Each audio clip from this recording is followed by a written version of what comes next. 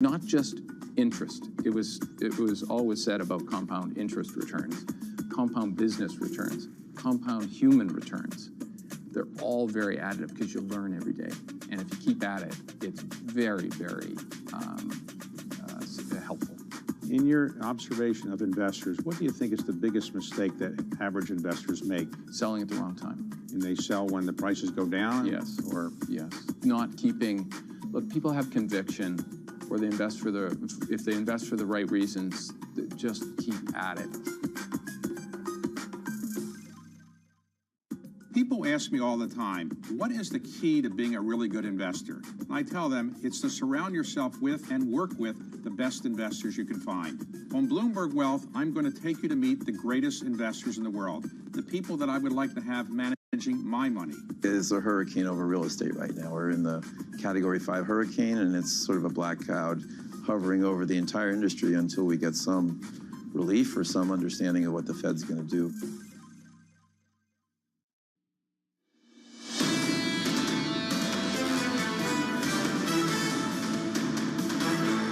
Around about 40% of the S&P 500 reporting earnings this week. Tuesday, Wednesday, Thursday, some of the big tech names just around the corner.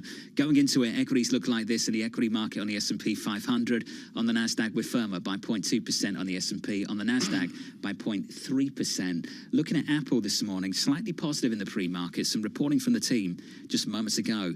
Apple asking suppliers to produce about 85 million units of the iPhone 15 this year. So that would be roughly in line with the year before. This all according to people familiar with the matter. And Tom, I think the key point of this is that they're likely to increase revenue overall because Apple is considering raising the price for Pro models. So right. Units fairly stable, but ultimately revenue per unit a little bit higher. A little bit lift, 191 back up to 192. Just is near that $3 trillion level. Let's remember, John, this is price to cash flow 28 times. Price to cash flow, huge profitability. What I love is a dividend payout of 14.6%, which masks their decision to buy back shares. But the bottom line is iPhone is the company. There's just no, forget about all the distractions. iPhone is the company. And I would assume the Uber bulls like Dan Ives are suggesting that all that's needed there is stability and just another cycle of getting it done. I don't know how they, I don't even know what iPhone this is or what the new one is, but what's going to be the difference at the margin? Average selling prices, apparently. They're going to raise the price, and again, you buy it from your phone company. I take huge issue with this media panic. OMG, it's $1,100. Who's paying $1,100? You're paying it out per month with your phone company. Finally paid this off last month. That took a number of months. John Tucker over in the radio's got the iPhone 4 or Dan Ives has been talking about this upgrade cycle for a long time. That stock is positive by 0.6%. Apple reports next Thursday, not this Thursday, next Thursday, the same day, incidentally, we get a Bank of England Thursday, we've got decision. 70% of the S&P 500 reporting. Basically, it's the S&P over the next couple of weeks, Tom. Let's turn to the bond market just briefly. Your two-year yield pushing higher through much of last week off the back of better-than-expected jobless claims data. That was lower going into the Fed on Wednesday. Yields this morning down a single basis point, a two-year 482 on a 10-year we're down 3 basis points, 380.35. There is a rally in the bond market this morning off the back of some pretty awful data over in Europe, and this is what it looks like in the FX market for the euro. Negative against the dollar. Euro dollar now looking at sub 111, 110.82 this morning. We are on a losing streak. We're on this massive winning streak. Only a week or so ago, we're down for a 5th consecutive session. Weaker euro against the dollar. Help me here. And again, John, I think because you're out of London where foreign exchange reigns supreme, the basic idea is a street call is weaker dollar. And usually, whatever it is, oil, FX, whatever, confounds the street call. So at least that means dollar stability. That data this morning is going against that call. Under surveillance this morning, here's your first story. China's Communist Party pledging new steps to boost the economy. The Politburo meeting reportedly underway. Some headlines a little bit earlier this morning from Chinese media. The party said it will draft a package to boost domestic demand, Tom. They're going to look to resolve local debt risks and then adjust property policies. There's a lot they've got to do over in China. And you talked about that weak dollar bet. That weak dollar bet materializes in a much, much bigger way if China comes out with a massive stimulus package. I mean, they have out on the internet the registered unemployment in Chengdu, way out to the west where the pandas live. And the answer is, I'm sorry, Chengdu is more important here than what Janet Yellen thinks in Washington. And the answer is, this is domestic policy wrapped around getting people jobs. Can you imagine that meeting of all these people? You know, I don't want to get in trouble here. We can color it any way you want. But the answer with President Xi, it's about a 20% youth unemployment rate. In Shanghai, yeah, in Hong Kong, we need more people. No, just forget about it. What we need is employment across to Chengdu. You know who's watching this closely? European policymakers, without a doubt. If you are just tuning in, the data out of Europe and the Eurozone, much, much cooler than expected this morning. The composite PMI dropping to the lowest reading going back to November. PMIs out of the UK as well. Disappointed, Tom. Services, manufacturing, lower than expected. I mean, the needle moves here. We got to go from Budapest up to Belgium for the F1 race. Then we take a month off because that's what you do in Europe. And then we get to, is it Monza is the Italian race? Yeah, in September. I'm learning. I'm trying as hard as I can. But the key observation there linking F1 into this economic data is we got to take the month off. This is You're foreign so to jealous Americans. of the month off in I Europe. am so, you have no idea how jealous I am. I mean, you know, the whole history of it and how... I think it's a great thing. Take the month off and go to the movie theatre. Barbenheimer over the weekend, smashing expectations. I didn't watch either. Good. I'm going to try and watch Oppenheimer later this week. Try and make that happen on Friday or Saturday. Warner Brothers Barbie bringing in $155 million. These were Comcore estimates that came out on Sunday. Oppenheimer bringing in over $80 million. For the people who track this, they know this well. Tom, to have a triple-digit number like 155 over at Barbie, and then to still see another name, another movie, delivering 80, that's pretty rare, you know. Weekend combinations like that. It's pretty rare. You don't see stuff like that often. The zeitgeist here out of Hollywood is this covers up a lot of flops this year. The Flash, I love The Flash. I saw it 3 times. I was the only one in America who saw it. But what's really important here, imagine what those numbers would have been in an older time and place. I mean, Barbie would have popped 250 million, not 155. You mean the pre-streaming world? Yeah, pre-streaming world and all. And I have to deal with Sweeney every day at 9 a.m., who's excellent on this. And the answer is, Paul Sweeney's world is a jumble. I mean, I don't know what to make of this, frankly. Some good news for Warner Brothers, though, right? Much needed. Yeah, there it is, under surveillance. Look at there, John seeing Oppenheimer. No, I'm not going to see Barbie or Oppenheimer.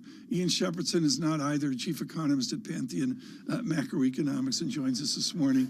And I want you to fold in the impact of China with your leading coverage there on America. You have America with a stunning real GDP of 3%.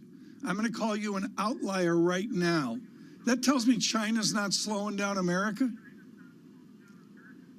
Yeah, I wouldn't go that far. I mean, almost half of that 3% Q2 GDP number that we've got in the forecast there for this week is inventories. And that's not sustainable. So, we got a much weaker profile in the second half of the year. Consumption in the second quarter was more like 1%. The idea that this 3% headline is indicative of the trend is really, I think, quite misleading.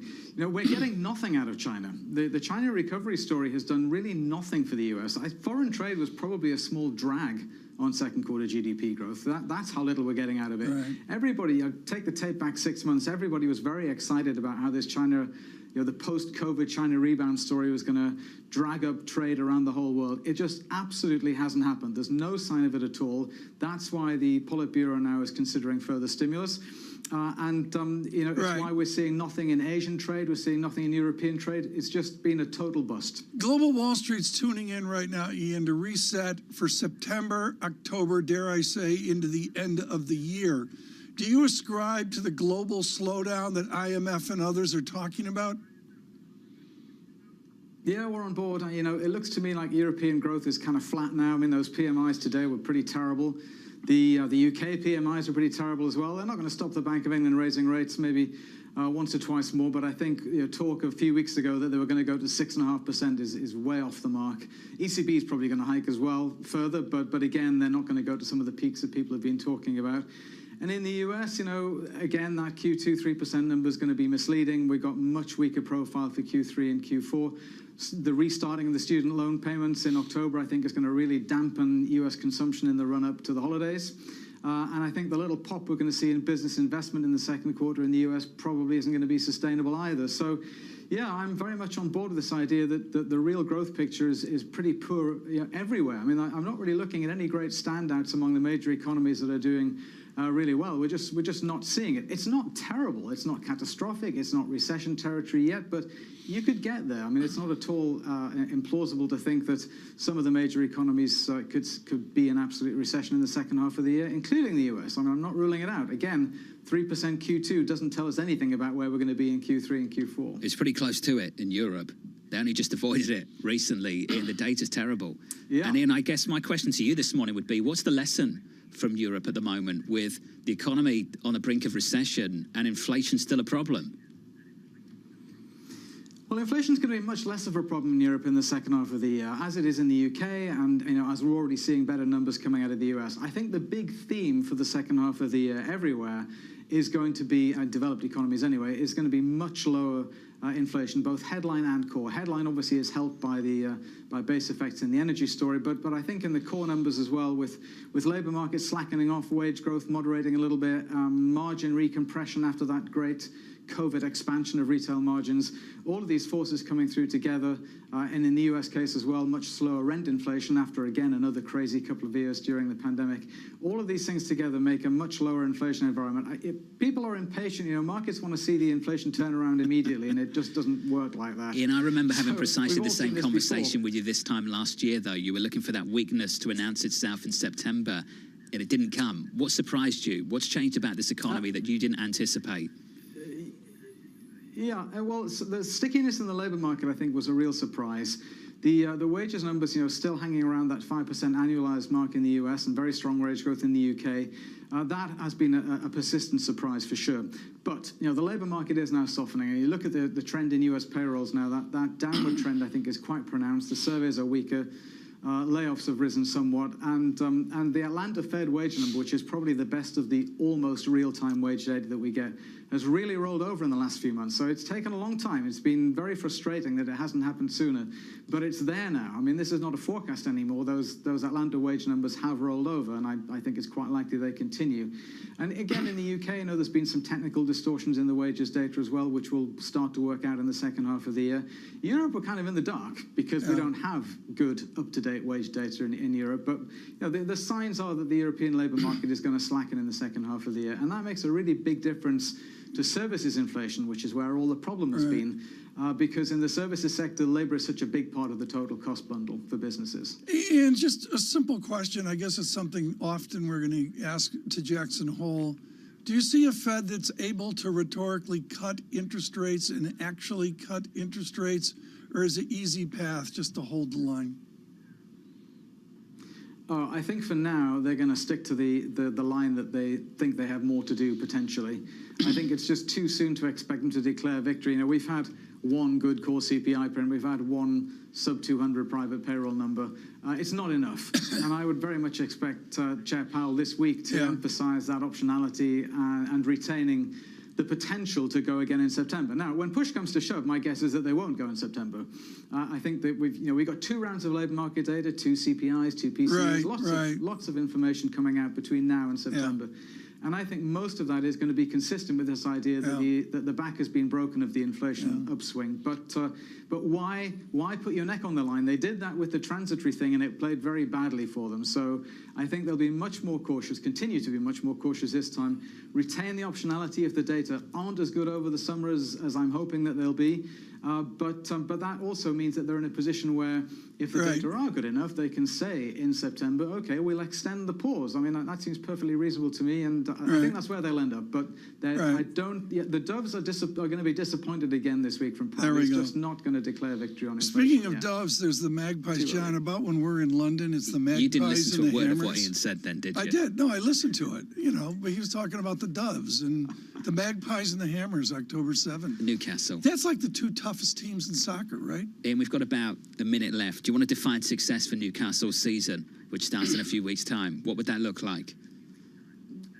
Well, not getting knocked out of the Champions League in the first stage, and qualifying for it again next year. And a nice cup run, please. We'd like one of those. There we go. Newcastle I have no fans idea are what so you much just happier said. these days. Ian is more thank happier you. than I've ever seen him. Ian So, Shepardson about no question. macroeconomics. I've got to ask him if Even I he, can see if he that. bought his season ticket back, because he gave that up at one point Really? at Newcastle, yeah. Was unimpressed with leadership, and I imagine he's a little bit more impressed with leadership recently. We've had 4 seats at Fenway. Did you have seats there? Cash, yeah, had 4 Once seats. upon a time. Cash flow is yet to speak to me. Were they, Talked to my were oldest they son. good and- seats? Oh, they're mint. I sat with Stephen King, the mystery novel guy. Peter Lynch sat Cool. just in front of me. It was great. It's a rock star. Sounds very cool. My kids have not spoken to me since I gave them money. Equity futures this that? morning, positive from New York. Good morning. For the first, call it 18 years at Chipotle, this was you come into Chipotle along the line, you interact with the crew, and you customize your meal. We've got this separate make line, and it's digitized, and so the orders come in, and they're really kind of staged so that if you say at noon, I want to come in at 1 o'clock, we hold that order, and we will send it to the crew like maybe 10 to 1. Right. So it's ready right when you pull up your car. How do you manage these kind of 2 different staffing needs, right? Yes. And making sure you have the right amount of people Yes. at the right time. We spend a lot of time projecting sales. A lot of it is, it's part art, part science. We're trying to bring more science and more AI into it. Because if you get the right sales projection, then you know exactly what your staffing needs to be. So if you get the sales right, you can get the entire restaurant staffed perfectly. With just a couple people, our average restaurant now does about over $1 million per restaurant in digital sales. 3 prime ministers, 4 chancellors, an energy crisis, and the soaring cost of living. It's been a hard year for startups, but even in the toughest times, some of the best ideas are born here in the UK. Bloomberg UK's Startups to Watch will profile the brightest companies under 10 years old, with the winners unveiled at the Bloomberg Technology Summit in London in October. Get your entry in by the 7th of August for the chance to have your company profiled and to attend unique networking events. Good luck, and we hope to see you there. Bloomberg covers the world with unmatched reach and resources. From more than 120 countries, the moment news breaks, 24 hours a day. Bloomberg, your global business authority.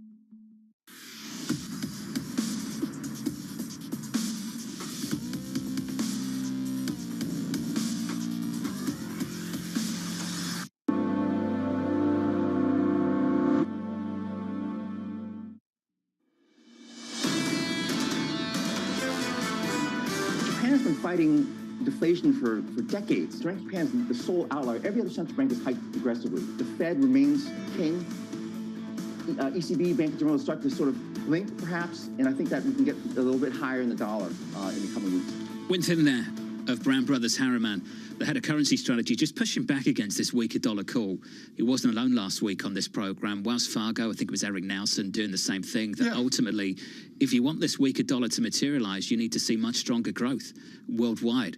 You need to see maybe a big stimulus effort out of China. And at the moment, there's plenty of talk about that, but no real action. And the data this morning out of Europe, Tom, Eurozone, UK, doesn't back up this idea that this economy's rip-roaring away. Okay, I have a beverage of my choice. It's late July, and you say to me, what was the interesting stop-the-show point over the last 8 months? John, it was the IMF 5-year slow growth projection for global growth. To be fair, it's, 8 months. It's happening in real time, is what we're observing. We've had this long run of euro strength, and it's been replaced by a string of euro weakness. 5 days of it now. 5-day streak of euro weakness. I think the longest going back to May, following the biggest weekly drop on that currency pair since May, just last week, Tom. Yeah, I'm looking at the different currency pairs as well. I noticed peso, Mexican peso, still with some strength, 16.91. We diverged now, something that Americans are away from. There are commodities, and it's not just oil and everything else. They're the hards, think copper, think iron ore. And then there are the softs. The softs is where you get on trend, you can make money, lose money, you can hedge your bet in coffee, cocoa, livestock, sugar, wheat, and the rest. A clinic now on Wheat in the News with Kona Hake, head of research at ED&F Man. Kona, to begin, first principles. Is there a global price to wheat like there's a global price to Brent crude? Yeah, the CBOT wheat futures is probably the best benchmark. That's probably the global benchmark, but you also have a Matif futures in Europe for Paris. Those two, I think, are the best. Is wheat a singular news item on Ukraine, the Black Sea, and such, or does it link into the other soft commodities?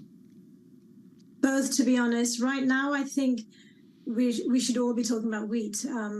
We have one of the world's largest wheat suppliers who's just been choked off its main artery in terms of export to the world, just as it's about to reap a pretty decent harvest. They just don't know how to get it out of the country. Russia is strategically now blocking, well, obviously they've come out of the grains corridor, Black Sea grains deal. But on top of that, the escalation of fighting there, the fact that any ships coming into that port is deemed as a military threat, all of this makes it very, very hard for any shipments to come out of that region. And alternative routes are not going to be anywhere near as effective. They're going to be higher in terms of transportation costs and slower in terms of coming out. And this is at a time when globally food prices are still pretty elevated. Icona, help us work through this then in very simple terms. And you did a bit of it just then. So Russia has killed the grain deal. They've been attacking Odessa. We've seen highlights of that, headlines of that overnight once again, which is really compromising these transport routes through the Black Sea. You mentioned alternative routes. Can you describe what those alternative routes actually are and why they're more expensive than, say, just going through the Black Sea like they typically would? Yeah, so the alternative route would be via the rivers. So the port of Danube, for example, the river Danube has various ports. And by the way, those are also being attacked overnight. But those require smaller barges, so it's smaller tonnage that can go through. They're probably more costly, compared to loading a massive Panamax or a handy-sized dry bulk vessel. We're talking small amounts of quantities at each time, and it's going through different routes, which is, again, not as effective. The fact of the matter is, no one's going to insure a ship coming into the Black Sea region. It's just too risky for them. And also, it also helps Russia because what they can do, Russia also is sitting on a massive wheat harvest. They're going to now try and grab the market share that Ukraine is not able to get there. So Russia will now take advantage of this and try and get to the big importing nations like Africa, South Asia, Egypt. These are the countries that were relying on Ukrainian wheat and grains. Now they might have to just revert to Russian wheat now. Ikono, how are other exporting nations specifically, responding to this? Are they becoming more protective, going through the route with more protectionism around maybe some of their goods to stock up things at home? What are they doing? So far, we haven't seen too much of that, only because in the year since Ukraine was first attacked by Russia back in February 2022, the high spike in prices did lead to a lot of planting. So we have seen stocks build up to a certain extent. So the panic is not quite there. But if the Black Sea is cut off for too long, you will start seeing a little bit of panic set in.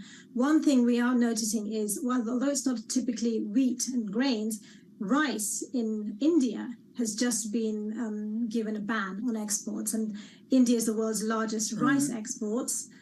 So I think that's one thing which you're seeing a bit of a reaction by different governments. Although it's not necessarily grains, it is potentially a substitute because it's a massive, massive staple. Probably for the half of the world's population would rely on rice. The other half would rely on grains. Kona, this is so important. I'm as guilty of this as anybody. I'm the ugly American. I look at wheat. I go, what's it mean for a loaf of bread at the fancy grocery store in New York City? That's completely removed from reality. Explain what wheat price dynamics mean to the people of Tunisia across the Mediterranean, to the people of Egypt. Give us the scope and scale that we in the fancy West don't understand. Yeah, so it's just the fact that they are emerging markets. By that, we mean economically they're not as advanced as us in the West, which therefore means that most of their disposable income gets spent on food items and staples. So in their typical basket of consumption on a daily basis, food ranks very highly. And within food, the staple is bread. or rice, but in Tunisia and Egypt would be bread. So yeah, we are facing a situation where suddenly most of the disposable income is now spent on one or two items, and that's really affecting their cost of living and their it does impact them economically. And if you remember back in the mid 2000s or late 2000s, 2008, should I say, we did see food riots in North Africa. It's politically quite a hot topic, which I think most governments will want to avoid. You could argue the Arab Spring happened because of Tunisian food riots, So I think this is something which governments will be watching carefully. Food inflation is something that most governments would avoid like a plague. Kona, I wouldn't expect you to comment on the politics, but just a final one from us. Russia has very few friends on the international stage at the moment. Perhaps you could describe Turkey as an intermediary between Russia and the rest of Europe. China has been a friend on the international stage, relatively speaking, over the last couple of years. Where would this leave China's grain imports and Chinese food prices, given what's developing at the moment? Interesting question. So China actually has a disinflation problem. They're actually not suffering from inflation at all. They were very clever and good in terms of and organized in terms of buying just when grain prices were quite low. So they've stocked up to a certain level. I think they're fairly comfortable. At any rate, China and Russia are on friendly terms, so they will be able to get everything they need from Russia very easily. So that's not going to be a problem. But in terms of rice, which is, by the way, there's not a futures commodity market for that. Rice is done on the spot market. Rice is something that China's got a problem with because their yields have been affected by the heat wave, and their neighboring countries, India and Thailand, have also seen the rice yields fall. So I think that's something that they may need to look at a little bit more carefully. Kona, this was a clinic. Thank you. Kona Hack there, really informative, of ED and F-Man. On the latest in soft commodities, Tom, some difficulty in the last week, the wheat story and the story of the Black Sea. Well, yeah, I'm focused on this. Since the advent of this terrible war in February of a year ago, I've really been focused on the Black Sea, but it's really front and center. Frankly, the news organizations have done a great job on it. I think Maria Today and Anne-Marie Horton are really wired into it, and it just awaits news. John, can I mention the elephant in the room here? 12 months trailing, folks, and I have trouble with this because I want to look back 2 years. I want to look back to 2019. John, 12 months trailing, Standard & Poor's 500 up 15%, Dow up 10%, and the NASDAQ, as we all know, roaring at up 24%. But I'm sorry, it's a double-digit stock market, 12 months trailing, and that's a tension that's out there. Year to date, up 41% on the NASDAQ 100. Yeah. 41%. But I just, I didn't see much rationalization by the bears this weekend. It's going to be interesting to see what the month of August brings there. Coming up next, looking forward to this conversation, Gargi Chowdhury of BlackRock on the equity market on a massive run year to date and a big week for earnings in America. Equity futures positive 0.2% on the S&P 500. Live from New York, this is Bloomberg. The names that move markets are on Bloomberg. Concentration in industry after industry after industry is a threat to our economy. It is a threat to innovation, and ultimately often leads to price gouging, whether it's consumers or the government. I believe in the power of markets, but they only work if we enforce the rules that keep competitors going rather than monopolists. Nobody covers business like Bloomberg, your global business authority. In the middle of a massive exhibition center located on the western suburbs of Shanghai, where the annual car show is taking place. This is the first exhibition after the end of the COVID lockdown. We can feel a lot of excitement on the ground. Electric vehicle is going to be the new theme of the industry. Most of the European companies and Japanese car makers who are considered latecomers to the China EV party are, launching their EV products. They are making their foray, intensifying competition in the market. For example, Volkswagen yesterday debuting their ID.7, which is electric vehicle rivaling the likes of Model 3, which is one of the best-selling products in China. And Mercedes-Benz, they are announcing the launch of their new super luxury model of Maybach, which is going to be a fully fledged electric vehicle priced at $200,000 each. Domestic players are also trying to maintain their lead in the market. BYD, for instance, unveiled its first luxury model called Yangwang yesterday. It's priced at about 1 million yuan. At the same time, it's seeking to gain market share in the mass market as well. Needless to say, attracting all the car makers to the Chinese market is the rosy growth prospect. Demand is surging. By some estimates, EV sales in China are on track to exceed 8 million units this year from more than 5 million last year. The future of the car industry is EV for sure, no question about it. This is Charlie Zhu, Bloomberg News, reporting from Shanghai Auto Show. The names that move markets are on Bloomberg. China has seen slower growth than they expected. Many countries do depend on strong Chinese growth to promote growth in their own economies. For the United States, growth is slowed, but our labor market continues to be quite strong. I don't expect a recession. I think we're in a good path. Nobody covers business like Bloomberg, your global business authority. In a multi-trillion-dollar industry, there's a lot of ground to cover. We indeed have a rally. We're talking a lot of dividends. We're talking income. We'll show you what's happening in ETFs like no one else. Bloomberg ETF IQ, Monday on Bloomberg. People ask me all the time, what is the key to being a really good investor? And I tell them it's to surround yourself with and work with the best investors you can find.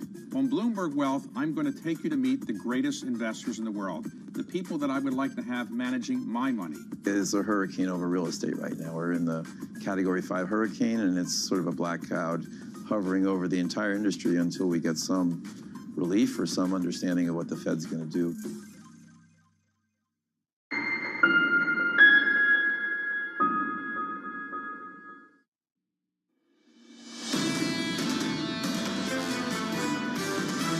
Of course, the equity market's really been largely driven by the tech stocks. The dispersion across all yield curves would be telling you that the recession should be starting. I think it's a little bit of a warning of some of the toppy things becoming less toppy. We are restrictive. We're not super restrictive. The echoes and the ramifications of the Fed's action, some of that remains to be seen. This is Bloomberg Surveillance with Tom Keene, Jonathan Farrow, and Lisa Abramowitz.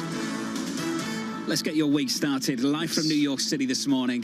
Good morning, good morning. For our audience worldwide, this is Bloomberg Surveillance on TV and radio. Alongside Tom Keene, I'm Jonathan Farrow. Your equity market positive 0.2% on the S&P 500. It's one of those special weeks you get once a quarter.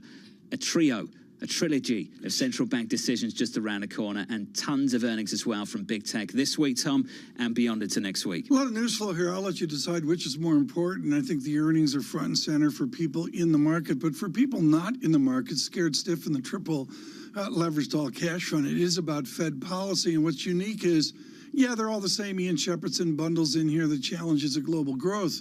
But the Fed, the ECB, the Bank of Japan, to me, are discrete conversations. A lot of people on the sidelines, economists right now on the street, Tom, wondering whether it's one and done from the Federal Reserve. I think this Federal Reserve will refuse to embrace one and done and will want to retain the threat of more to come. Given that they came out earlier this year and tried to embrace the disinflationary dynamic and got burned, why would they want to get burned twice? Let's see what happens in a few months' time. I'm going to coalesce them together. I'm going to look at Jerome and Christine like I look at Barbie and Ken, and the answer is Jerome and Christine are going to be on a journey of self-discovery. Which one's Barbie? That's one.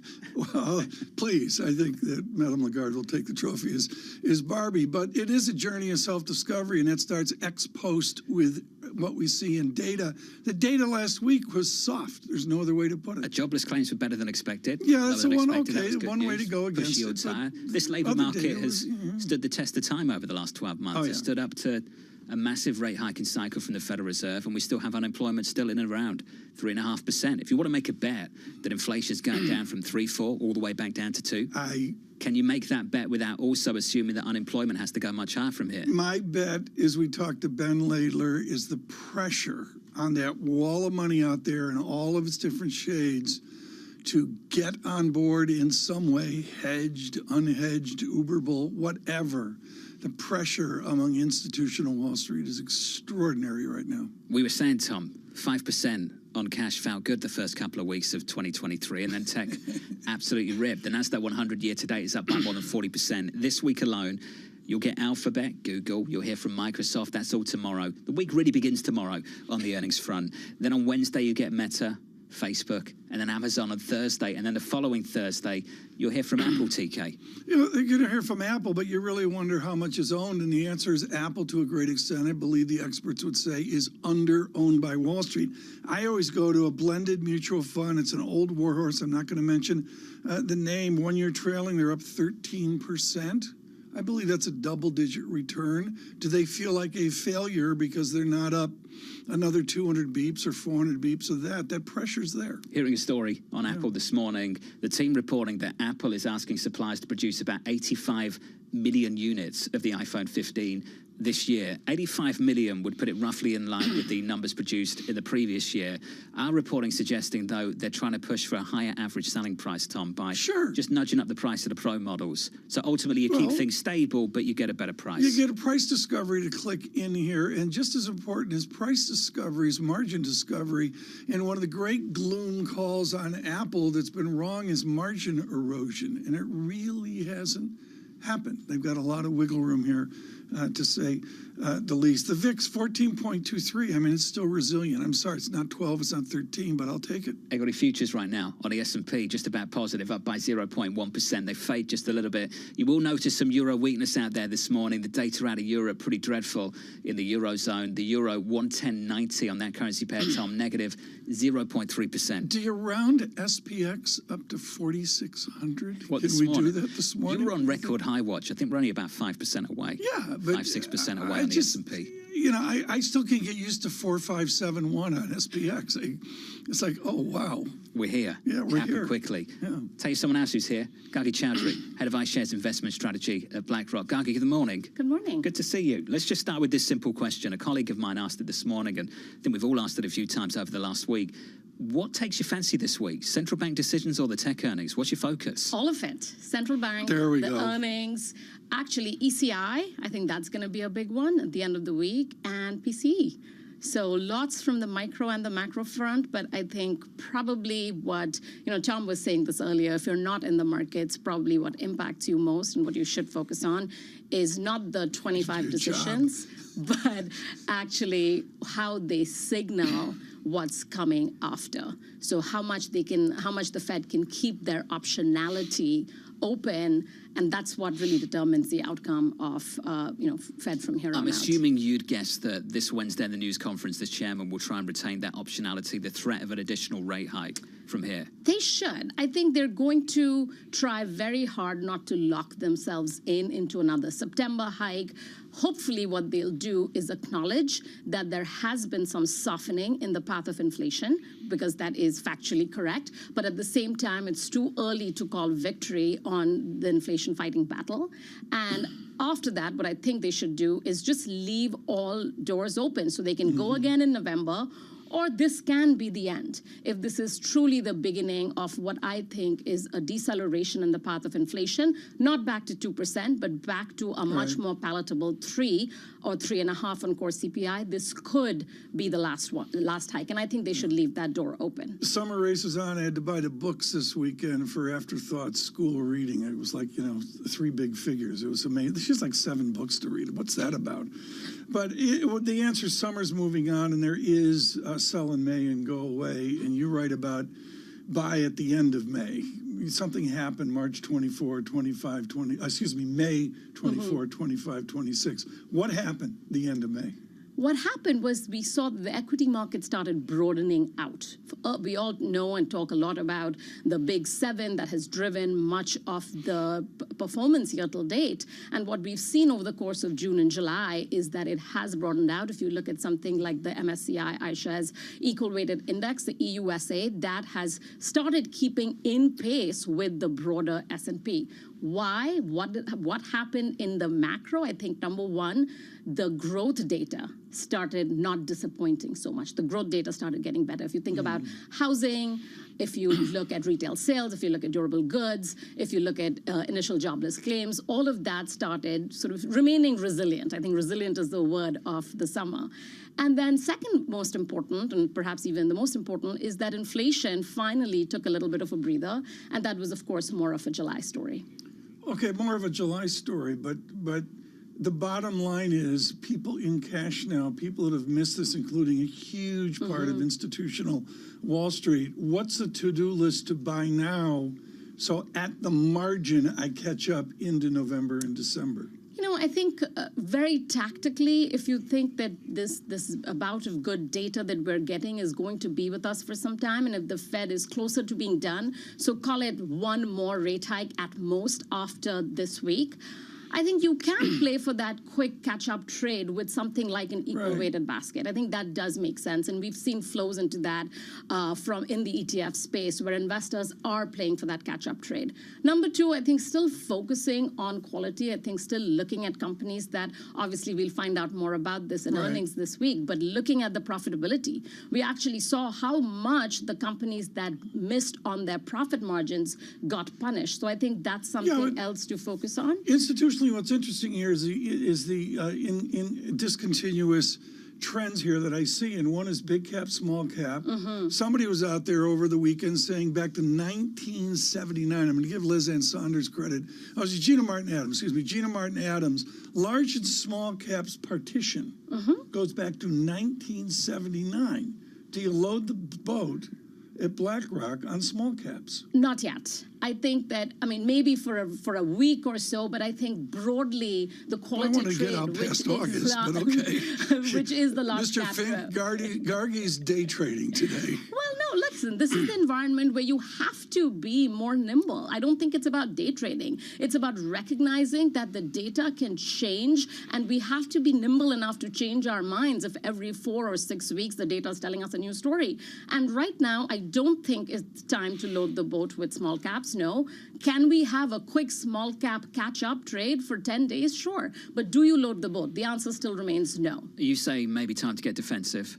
Everyone's got their own opinion on what defensive is. Exactly. What's defensive to you? Defensive to us is quality companies. Defensive to us is dividend companies. Defensive to us is actually maybe a little bit of minimum volatility, so that if you do have that downturn, you're still remaining invested with with a little bit less volatility. But defensive does not mean leave the markets and go to cash. Defensive means staying in the parts of the market that are likely to outperform, like the large caps, like the quality companies in that.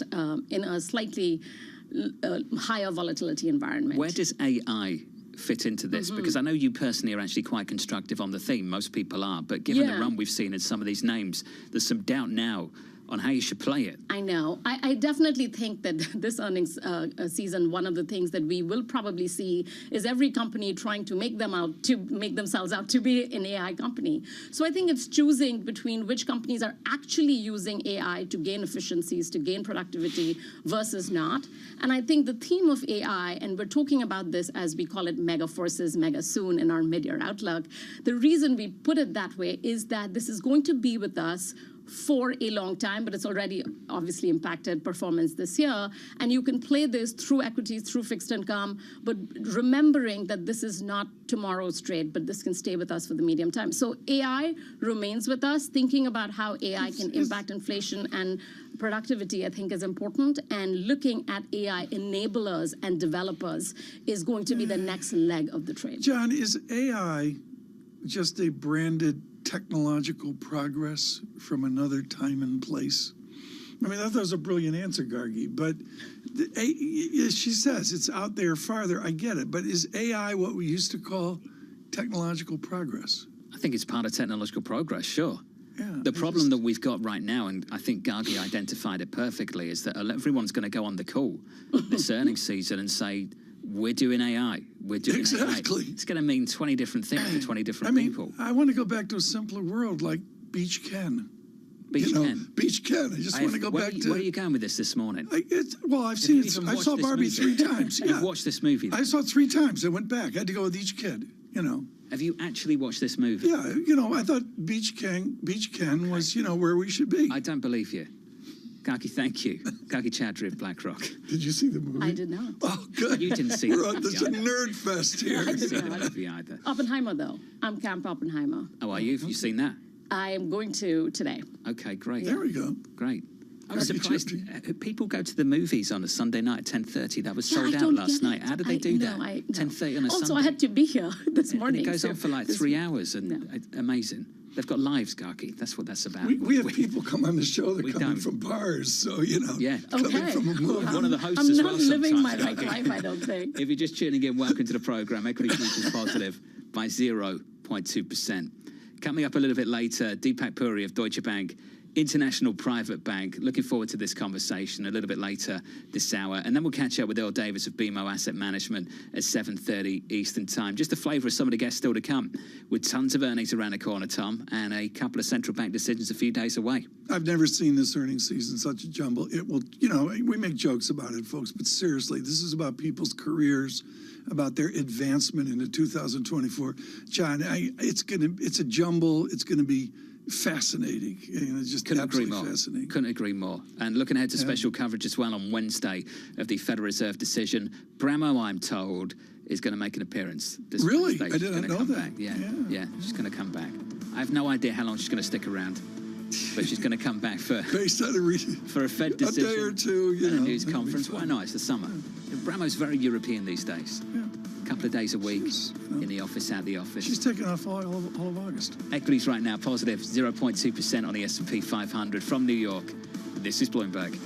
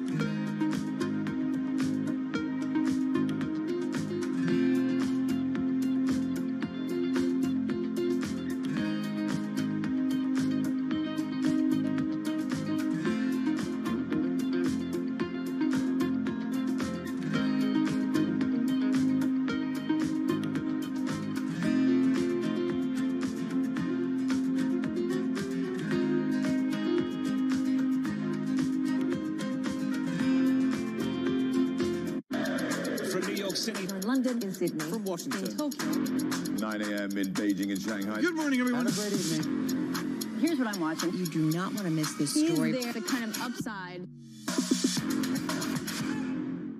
Welcome to the world of decentralized finance. You can see the massive gains for the OG crypto coin. The breakout we have all perhaps long awaited, finally realized. We'll see if it sticks. Bloomberg's covering all things crypto, the people, There's no question this industry is composed of some bad actors and some good actors. the transactions, Volumes have surpassed $24 billion per day. and the technology. Stop talking about the technology, start demonstrating the utility. Bloomberg Crypto, Tuesdays. DOJ or other authorities. Could face bigger challenges next. Fed was going to keep rating World Cup. This is a 3. As the economic picture does. The OK is getting ready to make a decision. Earnings season is here. Decent start to earnings season. We are heading into the meat of earnings season. Bloomberg breaks the numbers first. We have Bank America, we have Charles Schwab. Tesla, Netflix, you name it. They're heading in the right direction. A record quarter of revenue. With exclusive expert analysis. What do they have to deliver to justify the rally we have seen? Earnings are still going to be under pressure. Is there a divergence that's really important to draw here? The massive divide between Diamond and Fraser. Bloomberg Television and Radio. The fastest numbers and analysis you trust.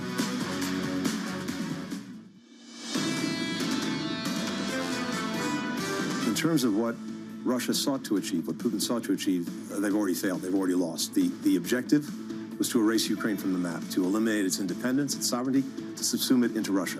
That failed a long time ago.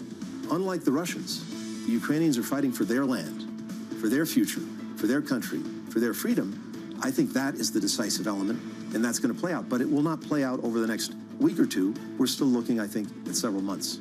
Antony Blinken there, the U.S. Secretary of State, speaking on CNN over the weekend. Live from New York City this morning. Good morning to you all. Your equity market price action shaping up as follows. This Monday morning, equity futures just a little bit positive by 0.2% on the S&P 500. We've gone through the earnings calendar a few times. It's worth going through it again. Alphabet, Google, Microsoft tomorrow, Meta on Wednesday, Amazon on Thursday. Following Thursday, you'll hear from Apple. We've got a little bit of reporting on Apple and iPhone shipments. We'll get to that a little bit later this morning, so look out for that. Beyond the equity market in bonds, just a rally. Worldwide yields lower by 3 basis points on a 10-year, 380.16. A weaker euro in the mix. It's part of the same story. Weaker data out of the Eurozone. Really, really tough PMIs out of Europe for the month of July. Yes. This is a preliminary read, an early read on the start of this quarter, but not a great start. Let's put it that way. Well, you've got the manufacturing in Germany as well. I mean, there's a number of different overlays here, but boy, do they constrain the choice set that Lagarde has. And the mystery to me, John, is what is the heritage impact now of inflation fear among core nations, the usual Germany, Austria, Netherlands, and such. I don't know where that sits. Europe and this ECB has hiked before when PMIs were terrible and inflation was problematic, though I would say the definition of problematic for inflation was different in 2008 and 2011 compared to now. And those hikes that Trichet made back then, Tom, turned out to be big mistakes. And I wonder just how much of that comes up in the news conference later this week on Thursday with President Lagarde. Now, I'm going to suggest right away that the ECB news conference is going to be more informative and more sit on the edge of your seat than what we're no forecasts. Mike McKee may disagree with me on Wednesday, right? No forecasts. Yeah, is that a snooze fest? Oh, no, it's never a snooze fest these days, given the backdrop. Never a snooze fest with Anne-Marie Horton. She's our Bloomberg Washington correspondent. You can throw anything at her, and maybe the end of July and the beginning of summer in Washington. That's a kind of Monday that it is. Anne-Marie Horton, seared in my memory, is the Israel that I knew, the experiment of Israel that I knew, that simply ended with an assassination in November of 1995. Itzhak Rabin was assassinated. I want to slam that forward to what I'm reading in the media from experts like you, that now is a momentous time in contemporary Israel. The illness of Netanyahu, the pacemaker announced over the weekend, and all the judicial turmoil. How does Washington address that? Well, Axios has a statement from the president saying basically a nod to hoping that Netanyahu would back off on this and saying that what Israel needs to do is something we've heard from Washington, D.C., is find consensus and really trying to slow down and put some pressure on the brakes when it comes to judicial overhaul, because we should also note that there's been not just recently protests, but over the past few months, protests regarding this.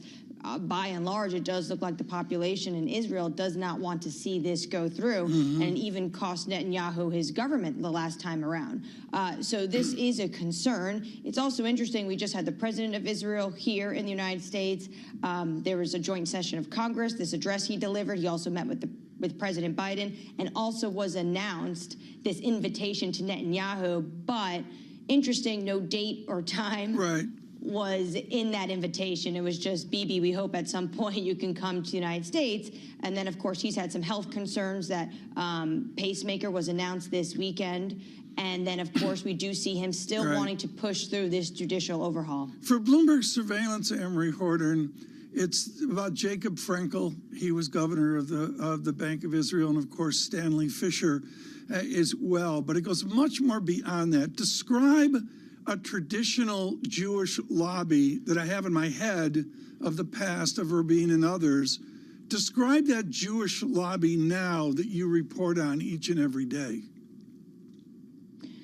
Well, I think there's a number of Jewish lobbies within Washington, D.C. I think it really depends on some of the issues at hand.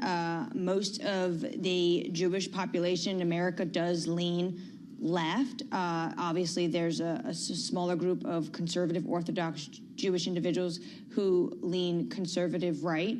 But it really depends on the issues. What you did see recently, though, we should note, was a full-fledged backing of the Israeli state and Jewish friends when you did have chair of the Progressive Caucus, Pramila Jayapal, come out and call Israel a racist state. She has since walked that back. But, of course, this was all centered around some individuals who also then decided to protest and not show up to President Herzog's speech in Congress. I look, John, at this, and to me, it's just a change. I don't see a discussion, a cadence, a pace in the world of Amory Horton like it did 10 years ago or 30 years ago, if there's something that's changed. If we can, let's pivot to the domestic Sure. issues over the weekend. Anne-Marie, the latest poll out of Fox Business suggesting that Governor DeSantis of Florida falling to third place in South Carolina. There are obvious reasons for that, given some of the candidates involved. But how much of a shift are we about to see from his campaign? Well, when you look at Iowa, the numbers, Jonathan, I'm looking at it right now. Donald Trump, 46%. Ron DeSantis, 16%. His numbers seem like they are precipitously dropping quickly. And then Tim Scott, 11%. I think one thing in my reading over the weekend is that you are seeing this momentum for Tim Scott, and he's coming in third in Iowa. And you have to imagine in Iowa, this is a new name. So he doesn't have the same kind of name recognition that a former president would have. They're all basically running against an incumbent within their own primary against the former president. When you look at the governor, Ron DeSantis, the New York Times had a big story out over the weekend regarding him and his reboot and what the campaign is trying to do. They want to become leaner and meaner. So we already know they have shed some staff because they are just really plummeting through a lot of this cash they had on hand. And that has been a concern for a lot of donors, which is why you see some of them still want to wait in the wings before they drop some more money or some potentially some other big name donors get involved and fully back him. They want to see if this restart, this rebrand really works. He's going into the second week of that, and we'll have to see if it works. Well, follow the money. AMH, where's the money going? That's a great question. At the moment, there's a lot of money that's just on pause when you look at the big cash. But then you look at some of these smaller donors. And when you look at some of these smaller donors, a lot of that money the former president is really able to bring in when it comes to individuals who are maybe donating $5, $10, $15, $20. But obviously, everyone's looking for where the Wall Street money is going.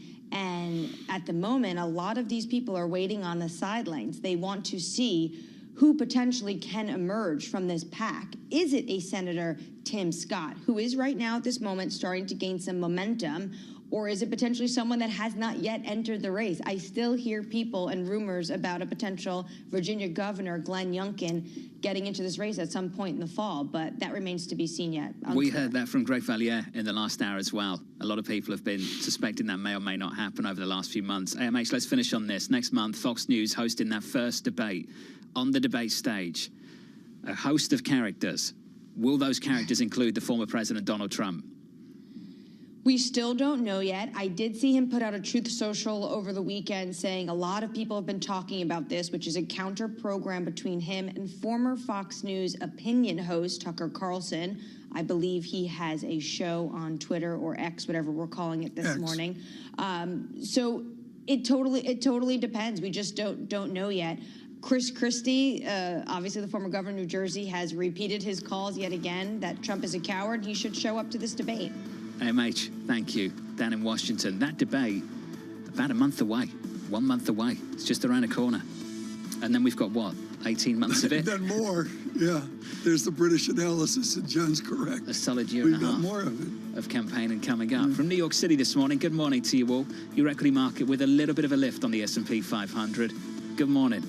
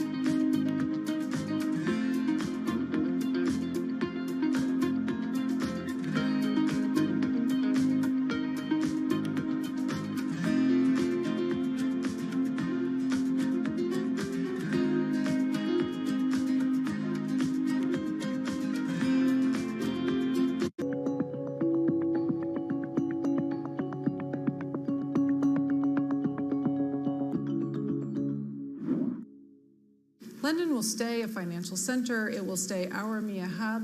We'll just have a rebalancing onto the continent. And actually, the numbers of who has moved across aren't that big. So it's sort of in the 200 level. And if you think about 15,000 people, that's sort of not that material. And so I do think both will basically continue to grow and continue to be very relevant. What will change, though, and the big thing that's changing, is actually the risk-taking is what's going to move. And so we've historically had risk-taking in the UK.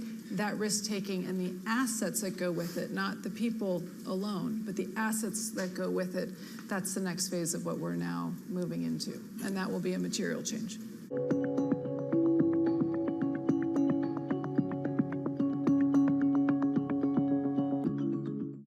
People ask me all the time, what is the key to being a really good investor? And I tell them it's to surround yourself with and work with the best investors you can find. On Bloomberg Wealth, I'm going to take you to meet the greatest investors in the world, the people that I would like to have managing my money. It's a hurricane over real estate right now. We're in the Category 5 hurricane, and it's sort of a black cloud hovering over the entire industry until we get some relief or some understanding of what the Fed's going to do.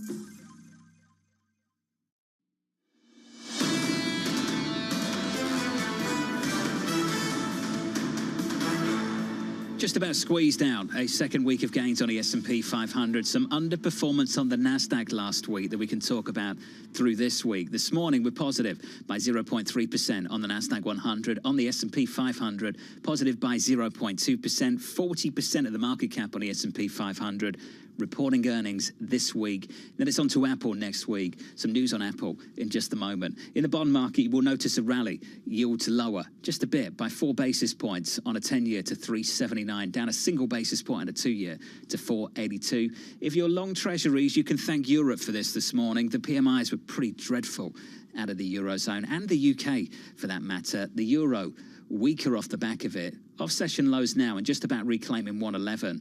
We are negative 0.2% on that currency pair.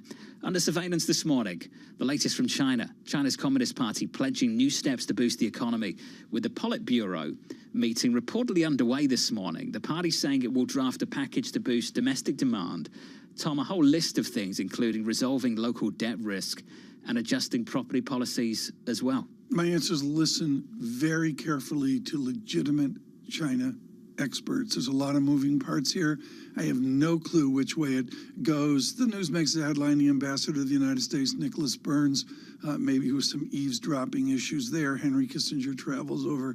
These are all distractions. I want to talk to China experts about what they see domestically on the ground.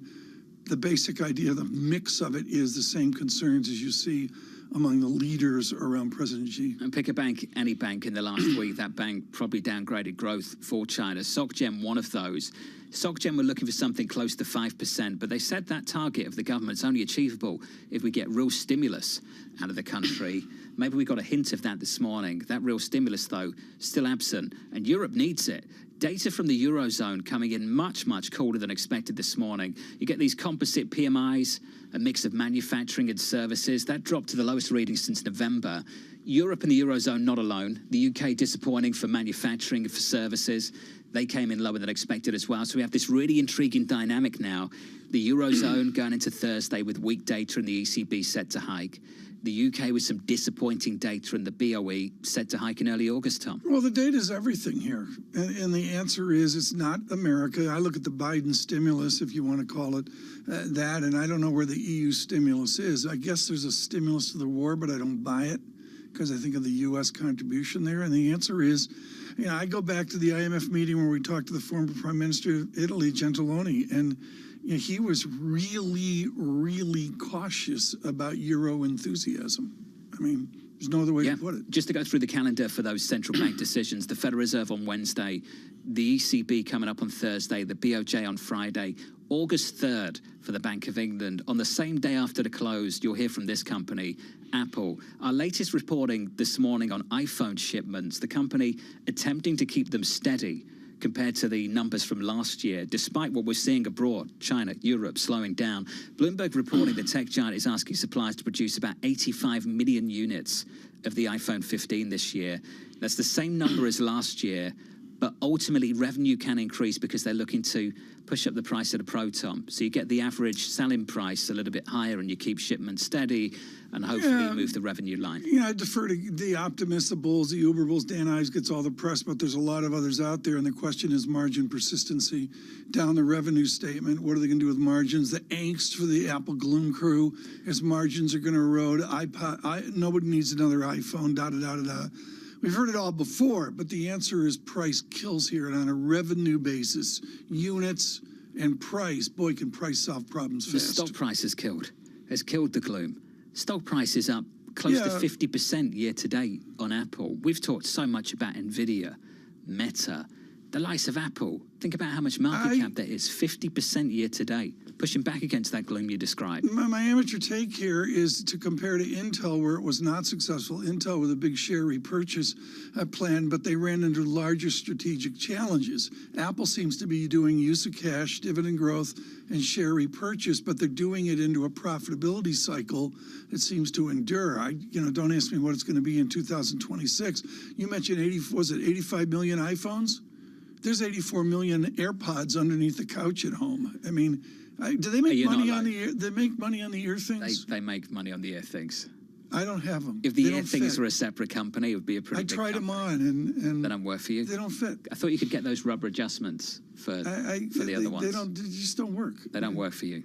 They work for a lot of other people, Tom. This is a joy. Right now, Earl Davis is going to join us, head of fixed income and money markets at BMO Asset Management. But he has a wonderful Canadian pedigree out of Western Ontario, which is itself its own statistical and economic excellence, is the Ontario Teachers Pension Plan. At one point, they owned the Toronto Maple Leafs. They had something to do with retaining ownership of the New York Yankees. Earl Davis in short-term paper has seen it all and joins us now with a remarkable research note from BMO Asset Management. I want to frame out your caution, Earl. The headline number is you look and consider 8% interest rates in the United Kingdom. Okay, that makes the news. That gets everybody to sit up straight. Can you frame out 6% interest rates in the United States of America? Yeah, and to be specific, the 6% is on the short end. I think overnight is capped at 6%.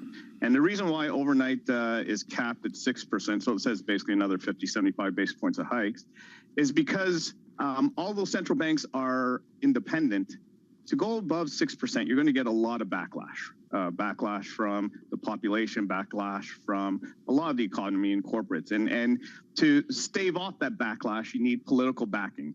You need your most senior politicians to say, you know what, we have no choice but to go there. And you don't get that during the second half of election cycles. You get that at the beginning, as Reagan proved. And that was the key to stopping inflation in the 80s, was how, I'm not saying we're going close to how high we did in the 80s, but to go above and to fight the political backlash, you need that backing. And we see this as a hard cap at 6%, at least until the next election cycles. What do you do with duration then? And my basic take off your note is you don't buy the extend duration, and even if price goes down, you got the interest rate to help you out along the way. Where are you at BMO Capital Markets, BMO Asset Management, on the extension of maturity? Yeah, we are hesitant to extend maturity now. We think 2024 is going to be the year to extend maturity. And the way we look at it, it's what we call a margin of safety. So if you take your sovereign bond yield and you add in a corporate yield, it says how many months or years of protection do you have if you get 100 basis points instantaneous shock? And right now, if you have a 3-year portfolio of corporate bonds and sovereign bonds, you basically, and you get 100 basis points instantaneous shock, you'll make that money within a year. That doesn't happen once you start going beyond 5 years duration. We think that point to extend duration is not far away from a timing perspective. We believe, we'll see peak sort of 10-year rates in possibly Q4 this year, but most likely Q1 of 2024. That's when we'll extend duration. We think that's going to be an opportunity of a lifetime. Are there shadows in the shift from deposits to higher yielding money market funds? We've all been there, and I don't want to go into the break the buck hysteria there, but do you see shadows in an opaque system, or is there a lot of transparency on the safety, the resiliency of yield in money market funds? Yeah, you're touching on a lot of things here. From a yield perspective, you know what? Cash is now an asset class. You know, a year ago, 2 years ago, cash was not an asset class. You know, you're earning 0.25 basis points if you're lucky. Right now, you're earning on cash, or T-bills, let's consider T-bills cash, 5%. You know, that is very attractive from an asset class. Going back to the other question in regards to financial stability, that is of the utmost concern from a central banker's perspective. We believe the market is very resilient. We believe we're past the point of warring, at least at this point in time, of financial resiliency, because your GSIBs, your biggest banks, your biggest investment banks, are even safer now than they were even 3 months ago with all the facilities that were brought in after SVB and the like. So we think the financial market is very stable here. From a financial stability perspective, there's no worries there. And we do like cash, like T-bills and shorter dated product as part of the asset mix, because it is a new asset class and it is giving you above inflation, at least for the short-term time. So it means you're actually earning a real dollar there. Oh, there's some reinvestment risk associated with that. Can we just have an idea of what your conversations with clients sound like? Those that believe that perhaps a rate-cutting cycle is around the corner and they want to lock some of this stuff in longer than 3 months, longer than 12 months. What are you telling them? Well, we actually think it's a rate investment opportunity, not risk being in cash. And why we say that is, you know, part of the sequencing of lower yields, first you have to get your risk assets to sell off. That's going to be the big trigger to get lower yields. So if you're in cash now and your risk assets, your equities, your credit bonds, whatnot, sell off, you could go from cash into risk assets. So that's one key thing. Now I'm going to go back to your question directly about, you know what, that duration. People own fixed income for two reasons. One is the yield and the coupon. The other one is that flight to safety insurance plan. You know, as you said, you know, rates start going down. You get capital gains. Right now, we're not at the level where you'd get adequate capital gains. You get adequate yield.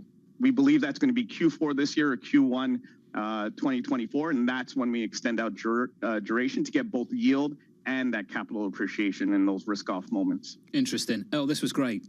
Thanks for touching base with us. Earl Davis there of BMO Asset Management. On this bond market right now, cash has become an asset class this year in a big way. It was favourable, Tom, at 5%. A lot of people wanted to be there. I just remember that interview with Andrew Slimman of Morgan Stanley with the team here at Bloomberg a month or so ago, when he said you're going to get to the third quarter into fall and people who were in cash at 5% and missed out on these massive gains in the equity market would start to feel the pressure to deploy it. Yeah. I caught up with Andrew recently. That timeline's come all the way in, from the third quarter out to September, fall, all the way in to the start of 3Q. That's normal rational behavior in any kind of bull market where there's a first leg off the mat in October. Maybe there's a second leg, as Gardy Chowdhury mentioned. She pegs it to late May, where maybe we're beginning the broadening, the second leg of a bull market. But I would really focus here on the calendar of getting to the end of the year and people behind. If you're up 7% in some form of equity portfolio, you can say, well, I guess I'd be cash. But what are your customers thinking? What are your clients? What are your shareholders thinking? Whatever the relationship is, you know. Yeah. If you are just tuning in, welcome to the program. Equity futures on the S&P 500 just about positive by 0.16%. Coming up at 8:30 Eastern Time, so in about 50 minutes from now, we'll catch up with Kathy Bostjancic, the chief economist at Nationwide, going into a key week for Chairman Powell and the Federal Reserve, for the ECB President Christine Lagarde and the European Central Bank on Wednesday and Thursday, respectively, Tom. And Ben Laitler with that inventory bill giving a ginormous number to the present quarter of 3%. That is ginormous.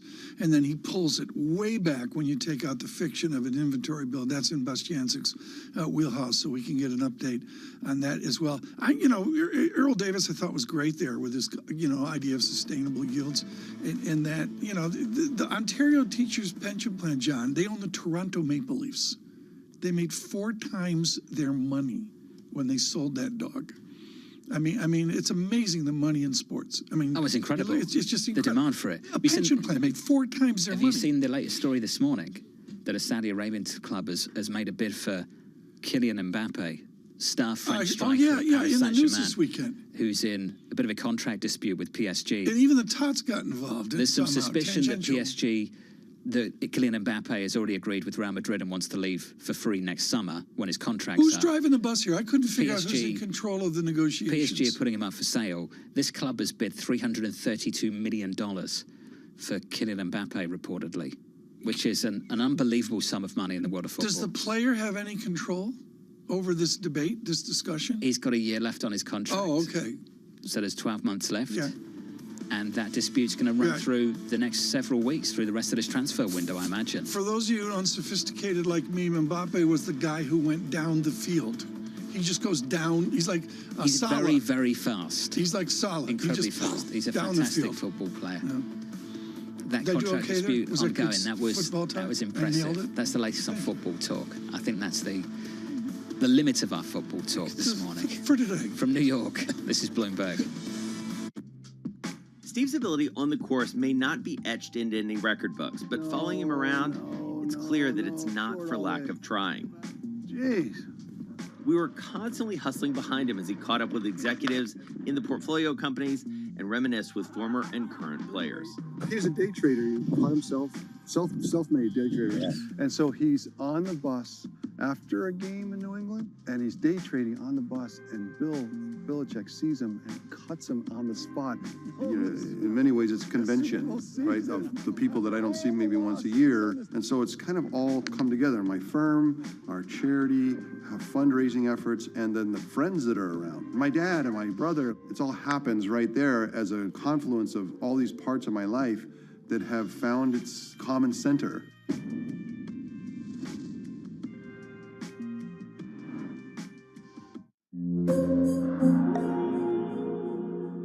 Three prime ministers, 4 chancellors, an energy crisis, and the soaring cost of living. It's been a hard year for startups, but even in the toughest times, some of the best ideas are born here in the UK. Bloomberg UK's Startups to Watch will profile the brightest companies under 10 years old, with the winners unveiled at the Bloomberg Technology Summit in London in October. Get your entry in by the 7th of August for the chance to have your company profiled and to attend unique networking events. Good luck, and we hope to see you there. Welcome back to Bloomberg Daybreak Europe. Good morning, good morning. This is Bloomberg Surveillance. Welcome to Bloomberg Markets, trying to open. This is Bloomberg Technology. And welcome to Balance of Power. This is Bloomberg. Why do the biggest names in business choose Bloomberg? That is a great question. It's a great question. Great question. Great question. Best question I get all night. Bloomberg, top experts, great questions.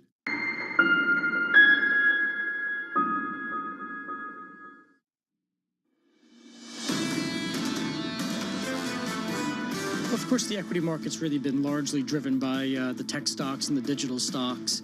And there's some good reasons for why that's occurred. But you have to understand, especially when you invest in growth stocks, it's about the future and taking a view on how demanding the valuations are for what's expected of these companies. And we have not seen valuations this demanding since the late 1990s. David Bianco there, the DWS Group CIO. We will get a view on the past, never mind the future, a little bit later this week when we get tech earnings from some of the major players on the S&P 500 and on the NASDAQ. And that will finish with Apple next Thursday. Not this Thursday, but next Thursday. Your equity market right now on the S&P 500, slightly positive by 0.2%, a lift last week, just a little one. We add some weight to that rally this morning. Yields are lower by 4 basis points. It's a break of 380 on a 10-year, 379.37. Data in Europe and the UK, underwhelming. A series of downside surprises, Tom, on manufacturing and services data across the continent. Started with Germany and manufacturing. John, what does it say about a service sector of Europe? I mean, I get the tourism thing, and we're all going to talk about CDG is jammed and all that, but beyond American tourists walking around in the heat, what else is there out there? I'm not sure. In the US, we've been talking about whether manufacturing would converge up to services or services down to manufacturing. Yeah, exactly. In Europe, it's going in the wrong direction. David Rosenberg making clear this week he still sees the good disinflation and deflation out there. Just because of time, and this is too important, we're going to get right into it. Mandeep Singh, senior tech analyst for Bloomberg Intelligence. I got a bunch of bow tie questions here on large language model. Let's go to the small letter model of the weekend overnight. From Twitter to X to what? Where is X heading, Mandeep Singh? Well, so I think he's thinking of folding Twitter into his family of apps, and clearly he's trying to leverage Twitter as an independent platform to really make his own large language model. We call that Threads.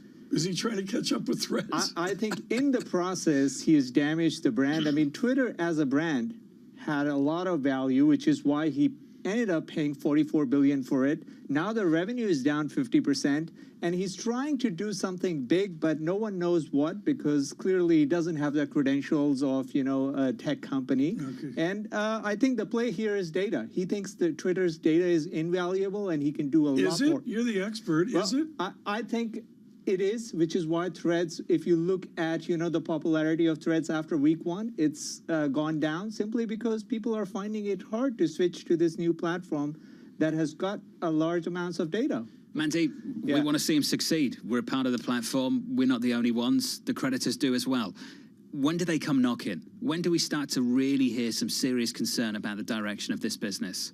I mean, as long as Tesla stock is holding up well, I think he's fine, because what happened during the last 6 months is the Tesla stock has come up quite a bit, and that is what is soothing the creditors when it comes to, paying the bills. And in Twitter's case, look, it's an overhang, but everyone knows that since the company is private, it's going to go through, a complete makeover. And what sort of makeover it'll be, nobody actually has an idea. You have some options when you're private that maybe you don't have when you're public. I understand that.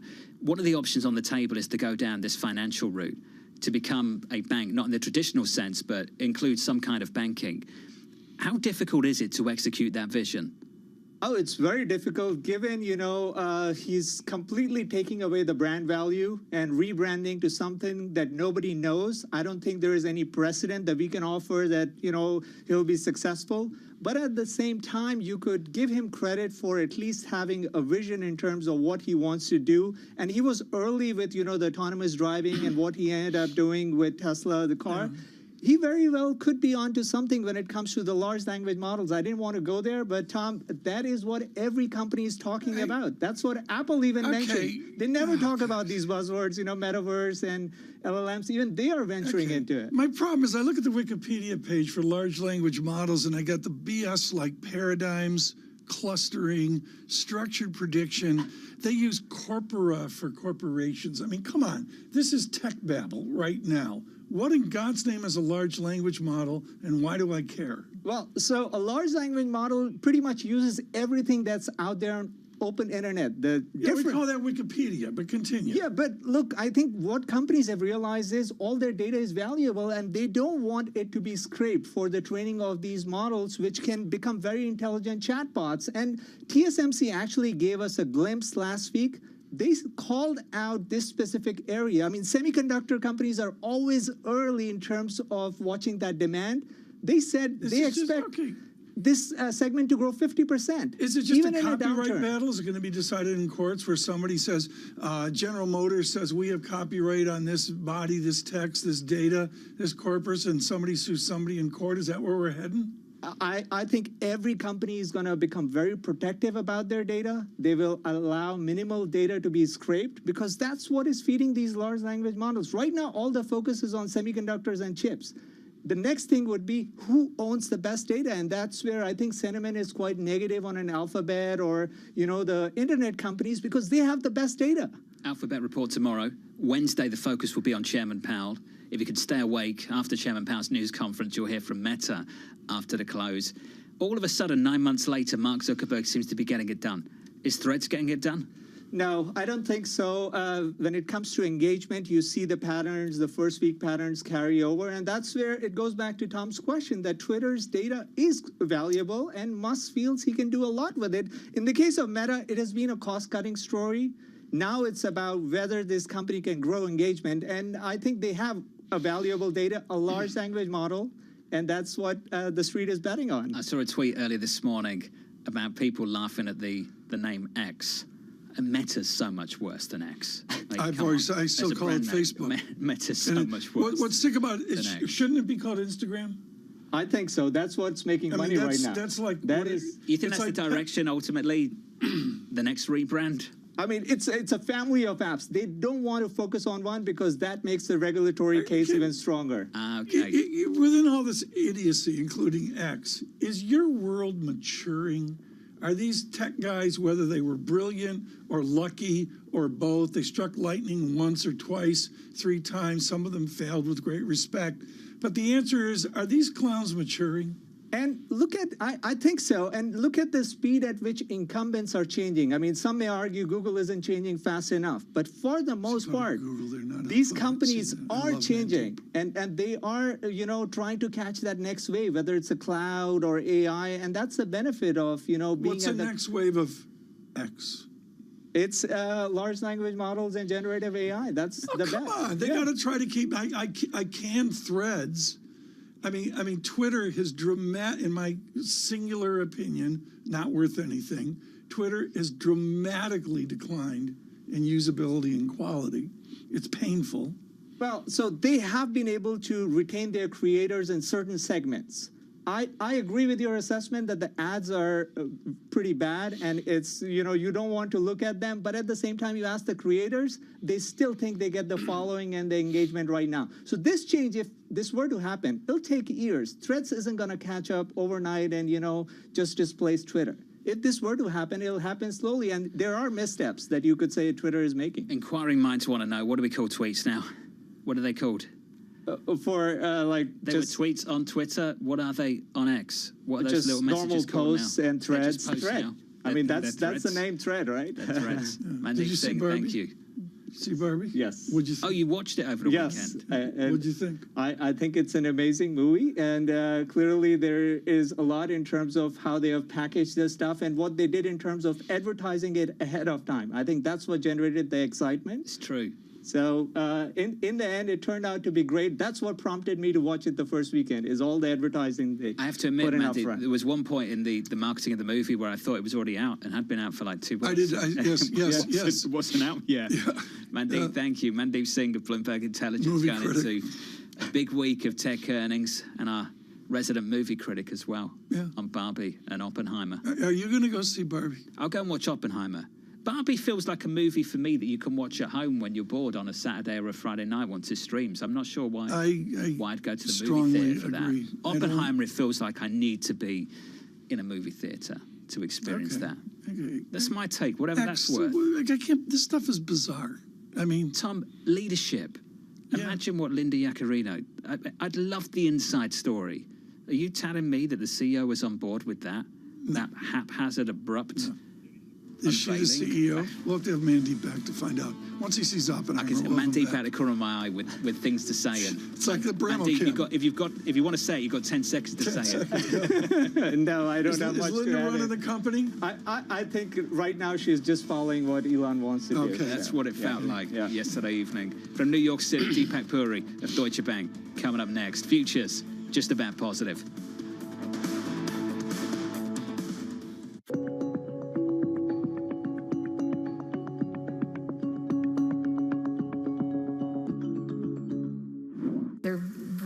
With sensors. There's several cameras that look out at your world because we're mapping your physical world so we could put the content in there. There's several cameras looking at your eyes so we know where you're looking in your physical world. And that's a lot of data. That's a lot of very personal data. There's a number of other sensors on the device that are needed to make it work in the way it does. So we feel strongly that, first of all, people should know what these devices can do. And since we're at the beginning of the curve, let's work on the right guidelines and put those guardrails in place now versus letting it out of the bag and trying to rein it in, several years from now. So what rules would you put in place, and who should make up and enforce the rules? I think it's definitely a public-private discussion, but it's a very complex technology. So I actually spend quite a bit of time in DC talking to folks, saying, just educating them on what it could do. But I think first and foremost, the data that it collects, there needs to be an understanding, the user needs to understand the level of data that it's collecting, and then be the one who says where that data goes. The names that move markets are on Bloomberg. Concentration in industry after industry after industry is a threat to our economy. It is a threat to innovation, and ultimately often leads to price gouging, whether it's consumers or the government. I believe in the power of markets, but they only work if we enforce the rules that keep competitors going rather than monopolists. Nobody covers business like Bloomberg, your global business authority. So what's the best investment advice you've ever been given by anybody? The compound interest, the compounding of returns is an incredible miracle of business, finance, and human existence. Everything you learn is additive every day, and if you keep at it and don't quit, it's an incredible miracle. And it's not just interest. It was always said about compound interest returns, compound business returns, compound human returns. They're all very additive because you learn every day. And if you keep at it, it's very, very helpful. In your observation of investors, what do you think is the biggest mistake that average investors make? Selling at the wrong time. And they sell when the prices go down? Yes. Or yes. Not keeping. Look, people have conviction, or they invest for if they invest for the right reasons, just keep at it. The names that move markets are on Bloomberg. China has seen slower growth than they expected. Many countries do depend on strong Chinese growth to promote growth in their own economies. For the United States, growth is slowed, but our labor market continues to be quite strong. I don't expect a recession. I think we're in a good path. Nobody covers business like Bloomberg, your global business authority.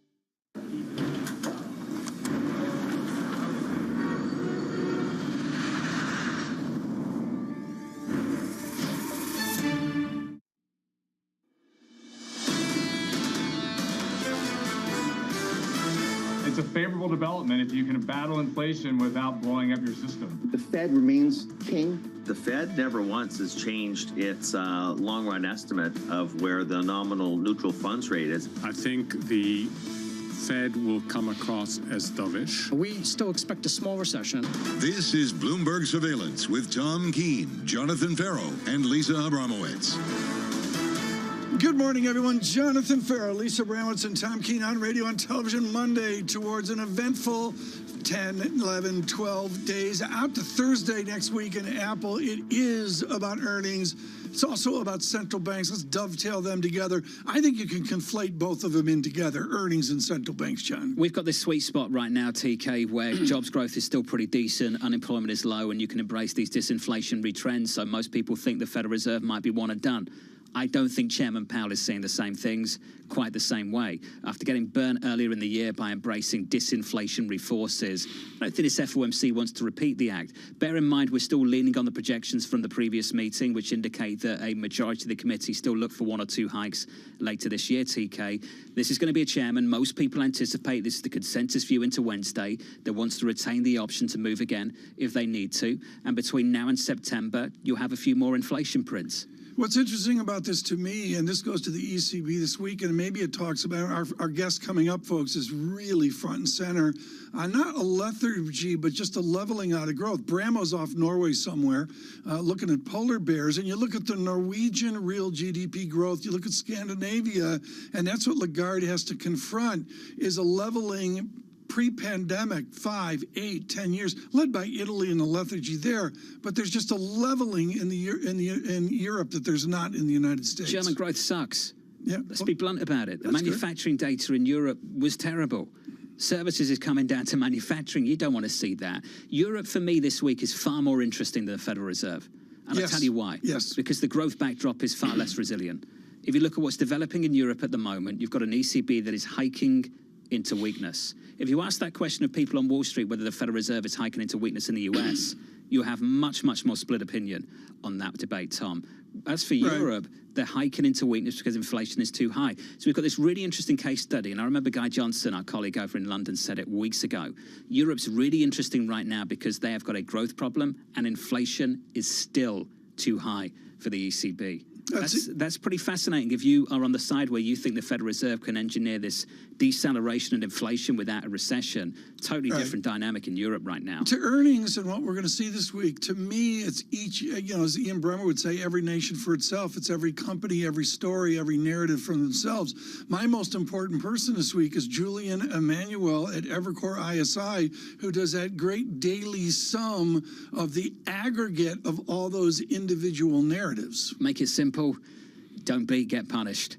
Those tech earnings have got to come in pretty strong, Tom, relative to the massive gains year to date. Netflix last week, Tesla last week, both got punished. We conflate tech like we conflate big banks, and to me, tech is far more idiosyncratic than anything that I see in the big banks. Oh, Microsoft's talking up AI, and we're talking about iPhone shipments and hardware over at Apple. And what's Meta say? I mean, what do? Come out and say Threads failed? I don't know. Did you leave? I left. You talk about Victory Labs. Victory Labs over at Meta year to date, just massive gains. And again, it's going to be about validation, Tom. Did I leave Threads? The account's still open, but I haven't used it. I left. I just, boom, gone. And the Instagram account that was linked to it, gone. That's gone too? It was just people partying all weekend. I have no life. Why do I want to see people like Deepak Puri partying all weekend? I got no problem with people partying. It's just I don't want to, why do I want to link that into my Twitter-like account? I'm going to go to the VIX 14.24. Commodities of note here. Brent crude, note 81.47 on Brent, nicely above 80 the barrel. Equities right now just about positive by 0.16% on the S&P 500. There is a lift here. That's the rally we're talking about in the bond market. Treasuries rallying yield to lower by 4 basis points. A 10-year with a break of 380, 379.18. Just off the back of this weak data. In Europe, the Eurozone, in the UK, US PMIs come out in about an hour and 40 minutes, TK. Mike McKee's going to break that down for us on Bloomberg TV, so look out for that. I am death on 33-page mid-year reviews, year-end reviews. They're a marketing toy to go out and see accounts, retain them, and add at the margin to your assets under management. DWS, Deutsche Bank International Private Bank, does a great job with Christian Nolting and Deepak Puri of putting together something in English. The Chief Investment Officer for the Americas of Deutsche Bank International Private Bank joins us. How do you put your note together? 33 pages. It's actually interesting to read. You rely on, Hooper, Lazzetti, and that crew. How do you actually put a note together to get to your belief? It's a great question, Tom. Good morning. So it's a collaborative effort between us and our institutional partners, DWS. So we combine forces. We take input from global markets. That'll be Matt Lazzetti and others. But finally, it's a IPB, which is the International Private Bank, and DWS combined effort to come up with the 12-month forecast for the financial markets. Your look dovetails, as good as I can see, with IMF's grim view out to 2028. You're really looking for a tepid global growth, a lethargy there. How can I participate in the Standard & Poor's 500 if I've got a framework wrapped around Georgiev's 2028 view? Well, I think it's been said quite a few times already today that the markets and economies are two different, places. So from an economic perspective, I think all of us expect a deceleration, a slower economy. I'm not really suggesting a sharp contraction here, Tom, but I think you are going to see come fourth quarter of this year, first quarter of next year, somewhat of a short but brief recession even in the U.S. That's not really our base case, but there's a high plausibility that that might happen. So overall, you're looking at an economy that really has been firing on a lot of cylinders for the first half of the year. And when you look at even the Fed, the dot plots from June, you look at fourth quarter over fourth quarter by fourth quarter of this year, 0.9%, which is way below, potential GDP. So we've had the multiple expansion, a lot of it year to date. Where's the earnings growth going to come from? Well, the earnings growth, as you could, the consumers are quite resilient, right? So consumer spending is still up there. CapEx has started to go up. You are seeing efficiency gains with the generative AI. Maybe too early to make a substantial claim on it, but I would say that, the trough part of the earnings cycle, second quarter of this year, maybe the third quarter, but starting the fourth quarter, the comps looks a lot better. So I think you're looking at better earnings comparisons going into later this year, into the next year. Are you leaning away from the index level story towards the other parts of the equity market? You're stripping out the muscle of big tech when you try and take a little bit more equity exposure? Pretty much, because it's really hard to argue against big tech for the time being, but it's also difficult to rationalize the sort of sustainable reaction of the tech market. How big can the big tech grow, right? So you got to be a little bit conservative. We're not really talking about capitulation here, but we are talking about consolidation. So maybe a 3 to 5% pullback on the index level is something one should be aware of going into the late summer, early fall months. What do you do with big tech?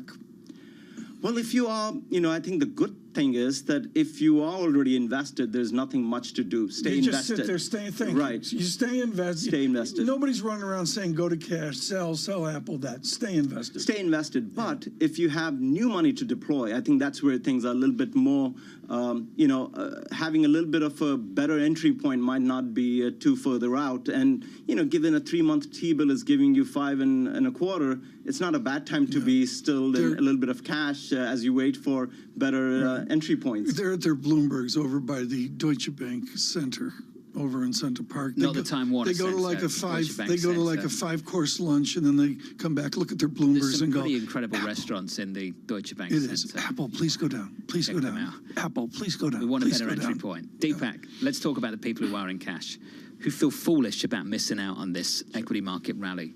Are you seeing them more inclined to chase tech or rotate to other parts of the market? From our perspective, I think chasing probably is not the best idea at this point, given the valuation levels. I understand the profitability for big tech is still going to be a lot better than the broader index, but just the valuation pick gives us a little bit of a pause to start deploying new money into tech. I think a barbell strategy where you have somewhat of a growth on one side, but also look at beaten down value stocks, and that looks a bit more promising on European front, an area that you guys have been talking about. So that kind of a barbell strategy might be the way to go. What about cash? Well, cash is prioritized cash on for a the time blended being. basis. Where's your shop right now in cash? So we are slightly overweight cash compared to our neutrals or strategics, and that's primarily because we are waiting for this dip to deploy money. So that's something, and I would say cash equivalents, and I also put into account some very short-term, cash management techniques, even investment-grade credit. You can take some credit risk, AA, municipal bonds, not, saying they're cash, but have a little bit more exposure to these asset classes that you have been, because for the first time, actually, in a long time, you're getting a nice return on these investments. Just amazing. The year so far, still ain't over. Deepak Puri of Deutsche Bank International Private Bank looking for a better entry point to deploy some of that cash into an equity market that so far year to date has absolutely ripped past expectations. Looking at equities right now, I'm looking forward to a big earnings week. I'll go through the calendar again for you. Alphabet and Google, of course, coming up tomorrow alongside Microsoft. Tuesday, you're going to hear from those two. Meta on Wednesday, Amazon on Thursday, and some central bank decisions in between. The Fed on Wednesday, TK on Thursday, the ECB. BOJ just in the background. Don't take your eye off that. On Friday, what are they going to do with their inflation outlook, given how high inflation is relative to where it has been over the last 20 years? Use the market as a point of information here. Dollar yen 143 is shot to 141. Stronger yen, weaker dollar. I guess it's an affirmation that they're under control. But with it's so messed up, folks, that one sentence said wrong could go either way. Big time. I mean, it's in the with the fancy people on this topic removed from all of us. It's pins and needles. Oh, the difference between the BOJ and everyone else, I think, is fascinating. They want this inflation bump to be sustainable. Europe and the Federal Reserve wants nothing to do with that whatsoever. If you are just tuning in, welcome to the program. Equity futures on the S&P 500 positive by 0.1%. Plenty of data coming up this week. Some PMIs a little bit later on this morning. You get them in the 9 o'clock hour, 9:45 Eastern time, to be precise, after some disappointing PMIs in America. Going through later this week, I think the ECI's out. You get some PCE, some GDP. Take your pick. Kathy Boss-Jancis of Nationwide joining us in about 15 minutes to break down some of that, TK. Well, I'm looking at the data out here. You can do that on the ECO screen. PCE deflator, July 28th. It's coming right up here. Jobless day, jobs rather early. We have claims on August 3rd with Apple. August 4, early jobs day this time around. CPI is August 10th. To give you the and then into Jackson Hole, right? And then to Jackson Hole. Like I said, last Friday into this weekend was sort of the first, okay, Jackson Hole, what are we going to hear there? And you're going to hear the academic papers and all that. McKee goes to those meetings. You and I are in the Pioneer Grill, living large while he's doing that. It's quite a good diner there, I have to admit. It's a good diner. Yeah, with real cowboys, authentic cowboys. I mean, I'm dressed up, I look like Hopalong Cassidy. You have a bow tie on and they have... And they're like real proper cowboys, hats. proper. Yeah, I'm aware. And I have the chip beef on toast. I try to talk, What you eat there? Chip beef on toast. That's what you eat at the Pioneer Grill. What is that? It's like bread with a white gooey sauce and chip beef, and you eat it. Chip beef. It's like a 1950s. It's sort of like Velveeta cheese, but breakfast food. Okay. Velveeta cheese. Sure, I'm aware. Okay. Yeah. Good. Sounds chip super beef healthy. On toast. Matt Britt of Invesco joining us shortly. Take the polish off your teeth. Equity futures on the S&P positive by 0.1% from New York. Good morning.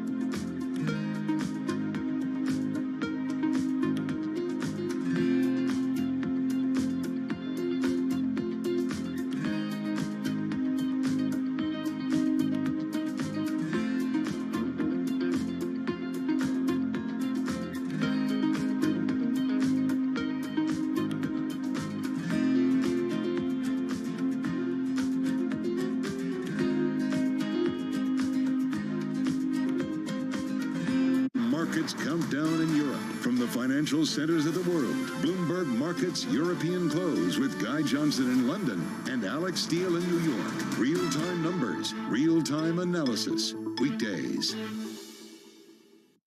People ask me all the time, what is the key to being a really good investor? And I tell them it's to surround yourself with and work with the best investors you can find.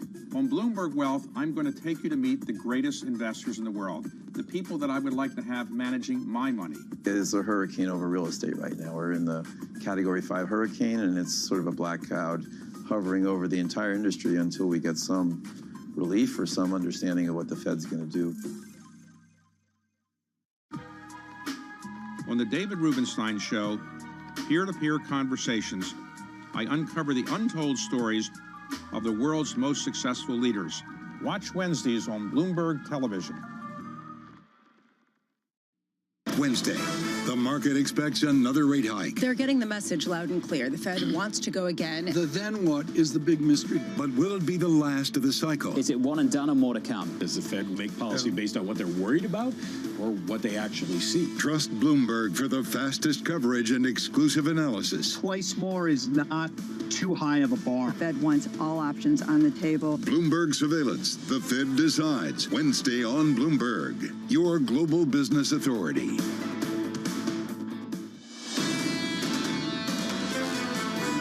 We're going to get a lot of clarity this week. I think the Fed and the ECB, peaking, giving a bit of visibility. There's not very much further to go in anything. I think we'll keep valuations high.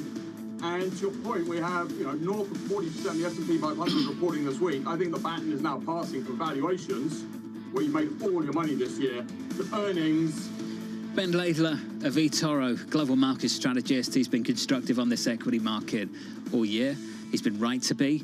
He's looking for more gains still ahead. He thinks earnings are going to pick up the baton. We get a ton of earnings this week from big tech. Look out for that. It really starts tomorrow after the closing bell. Looking at the equity market this morning, and good morning to you all. Your equity market with a lift on the S&P 500 by 0.1% on the S&P. Elsewhere in the bond market, a rally. Yields heading south, down lower, negative 4 basis points on a 10-year. A break of 380, 379.96. Data in Europe, not great. Data in UK, not pretty. And Tom, ultimately, these central banks are still set to hike over the next couple of weeks with that as the backdrop. I take your point. When the facts change, they'll change as well, and they are data dependent. They're going to wait to see the data, and then maybe we'll see an abrupt stare right now. What I like is Rob Stone out at Fox News. He's all linked in to Brazil, Panama.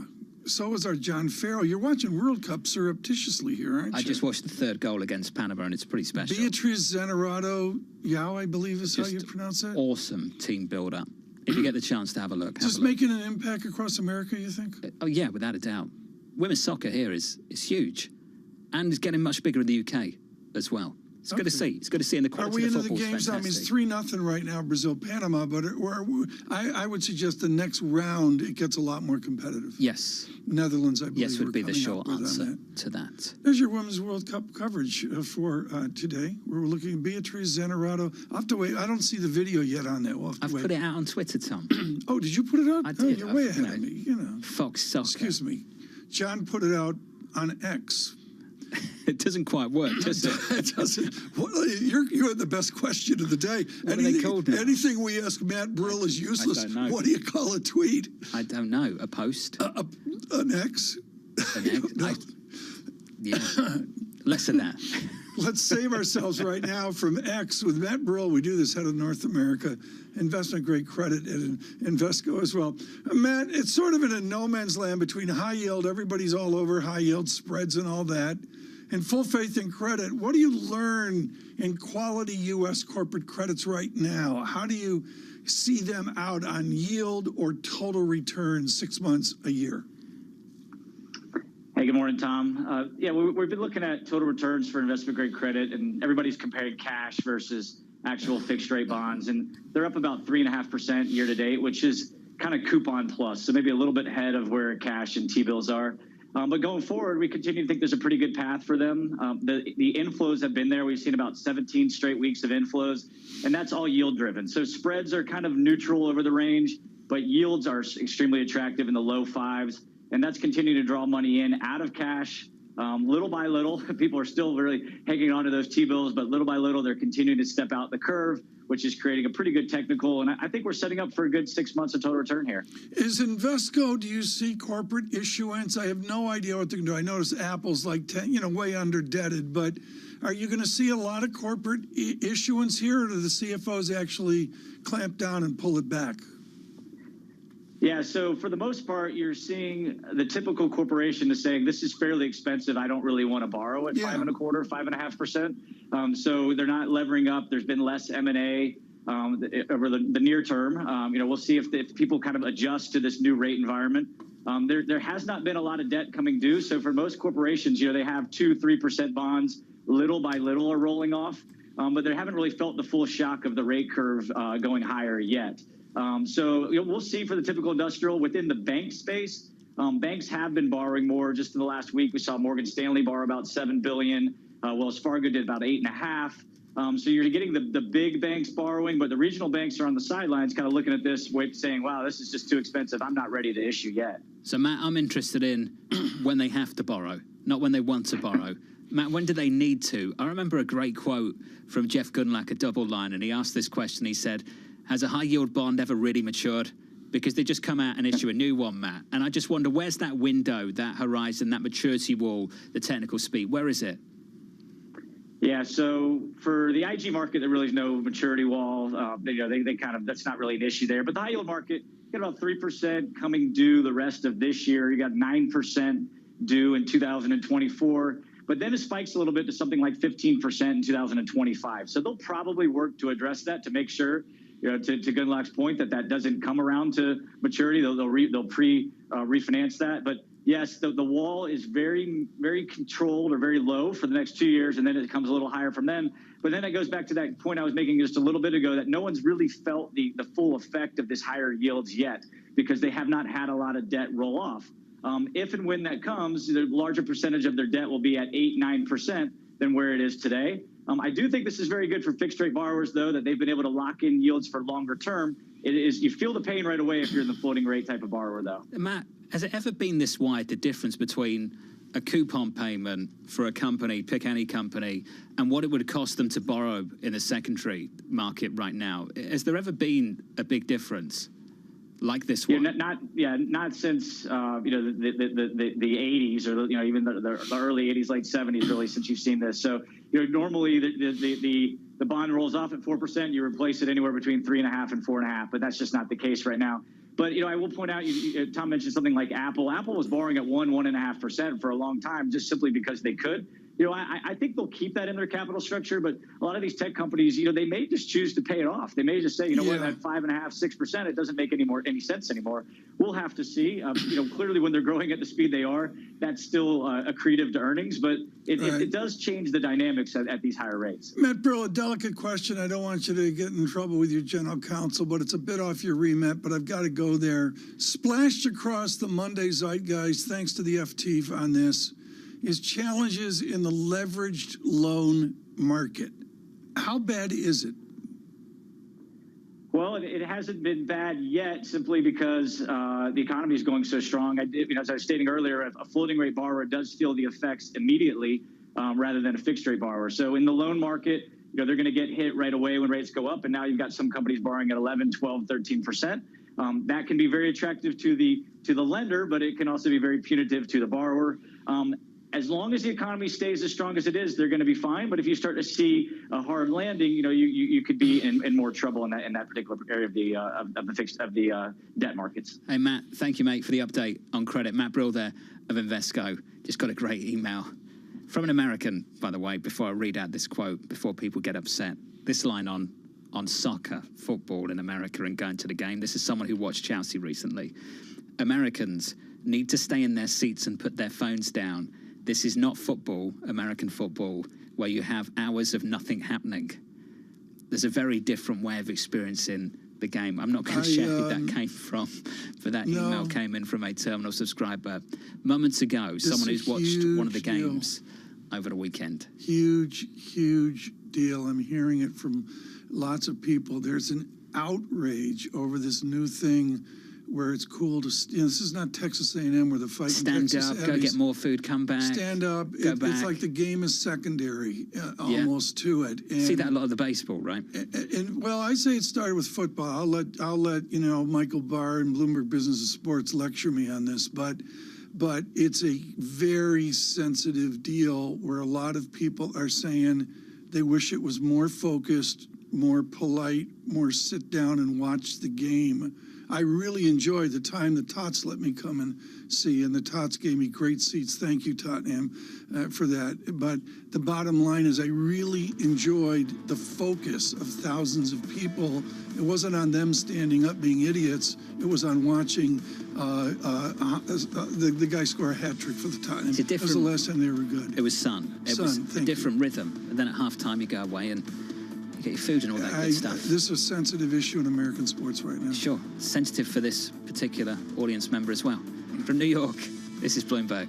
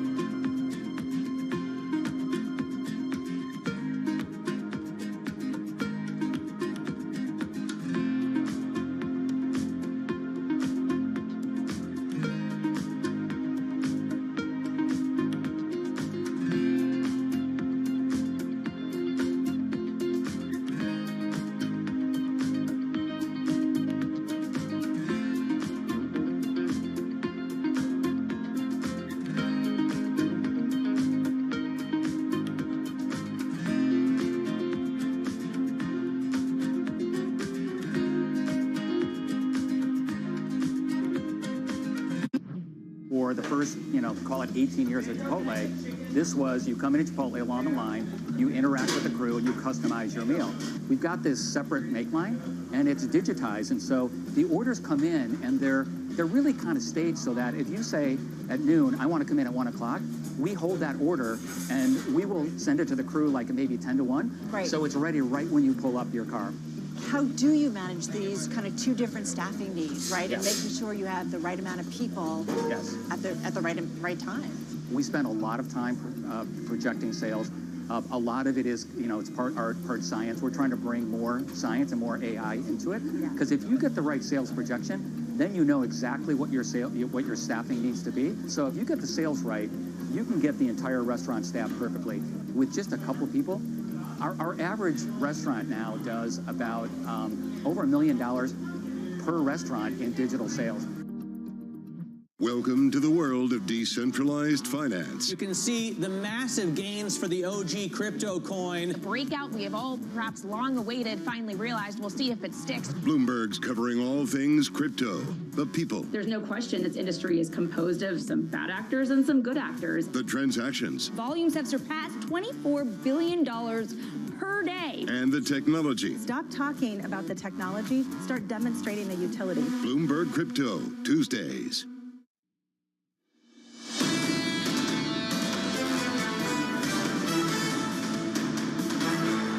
Bloomberg Surveillance, we say good morning to you. And as I said, on Friday, we began to look to Jackson Hole. Lisa Abramowitz, somewhere, I don't know, out in the tundra of, I don't even know where it is on the map. I think it's north of Iceland. She's looking at polar bears. John Farrell preparing for an important 9 o'clock hour. I know Bitcoin, I haven't mentioned, down almost $1,000 now, 29,174 off the radar. Equity market sporting, VIX up 14. VIX up to a 14.27 level with fractional green on the screen right now. We'll leave it at that. We're going to dive here into the economy and with Kathleen Bostjancic of Nationwide. But first, we need to go to Michael McKee. And I said Friday, I began to look to Jackson Hole. And Michael McKee, what's important here, and I believe my people are handling this, we're not going to be up at 3 a.m. this year. We're going to shift Bloomberg surveillance a little later in the morning to get important people with a conversation. That's the Bloomberg, that's the line you're getting, folks. The real reason is so I can get my chip beef on toast in before the show starts. Get to the Pioneer Grill. For those of you on radio, it's a beautiful image of potatoes, and my father would call this a glop, which is toast, chip beef, and a white sauce as well. The Pioneer Grill speaks for itself, doesn't it? It does, and you speak for yourself in wanting to eat that stuff. Biscuits and gravy, though. Very big. I had that 2 weeks ago, and I was out in Wyoming. What's interesting, and seriously, folks, everybody eats there along with the wonderful people of Jackson, Wyoming. It's something to look down the Pioneer Grill and the yellow linoleum, and at the end is the president of the Kansas City Fed with her dog Pivot and all of her staff sitting around it. What is the Kansas City Fed doing right now to make for a successful Jackson Hole? Looking for a replacement president at this point. Esther George retired quite some time ago, and they still don't have a president. They're a month out from the event. But I was talking with somebody from there on Friday who noted that Esther and her predecessor, Tom Honig, had always said that this event is bigger than any one person. So well, it's bigger it than will one, go ahead. It is to the heartland of America, and Kansas City and Dallas and the others have a different outlook than some would say the saltwater economies, whether it's San Francisco or over to the traditional East Coast economies. What is an early theme you have for Jackson Hole, where we don't really know the schedule, we don't know the agenda, we don't know the academic papers yet? What does Jackson Hole 2023 look like to you? It's essentially putting together a fragmented economy is kind of the theme here as we try to recover from the pandemic and the various things that have been going on in various sectors that don't add up to previous models. I strongly agree with that. For me, Jackson Hole, folks, is about 2 consecutive days of chip beef toast. Kathleen Bostjancic joins us right now, of course, with Nationwide, with a very clear view on the American economy. Kathleen, as Mike always does, he goes to the heart of the matter, which is the disaggregation of the American economy. Do you sum it together into one economy, or do you have to look at America as separate sets? Well, good morning, Tom, and happy to be with Mike as well. So you certainly you do both, right? You look at the top down, but then you have to disaggregate. I really look at it across the sectors of the economy, and it's been a very interesting post-COVID. You know, first it was a recovery, and now the expansion, completely unique. And we've seen these rolling recessions, and the question is, does this culminate into, you know, a broad-based and a real recession that the, you know, National Bureau of Economic Research would claim, yes, we've experienced a recession. To the dual mandate, are we a fully employed America? Oh yeah, we're overemployed, which, you know, sounds great, right? If you're an employee, but problematic for the Federal Reserve, right, as they try to balance that against inflation pressures, and also for corporations had trouble still finding qualified worker and feeling that wage pressure all during this period. Kathy, let me go back to what you said about a rolling recessions, because that was a theme of kind of what happened in 2015-16 with manufacturing. And now we seem to be seeing it again, and we saw housing slow down. It's picked up certainly for new home construction. We saw a slowdown in autos sales. Now they've come back. Is this what we're going to go through for the next year or so, or do we get an overall, as kind of forecast by a lot of people, decline in economic activity for the whole economy? Well, that's the key question. It's been quite difficult, right, to gauge that and the timing. So we're still in the camp that we're cautious and think that the conditions are there for a full-blown recession. But we have always argued that it would be moderate, on the moderate side. But you're right. You know, housing was the first sector, as it usually is, to feel the pinch of higher interest rates, right? It's very interest rate sensitive. But now we're coming back, at least for construction and new home sales, because you basically can't find enough supply in the existing market.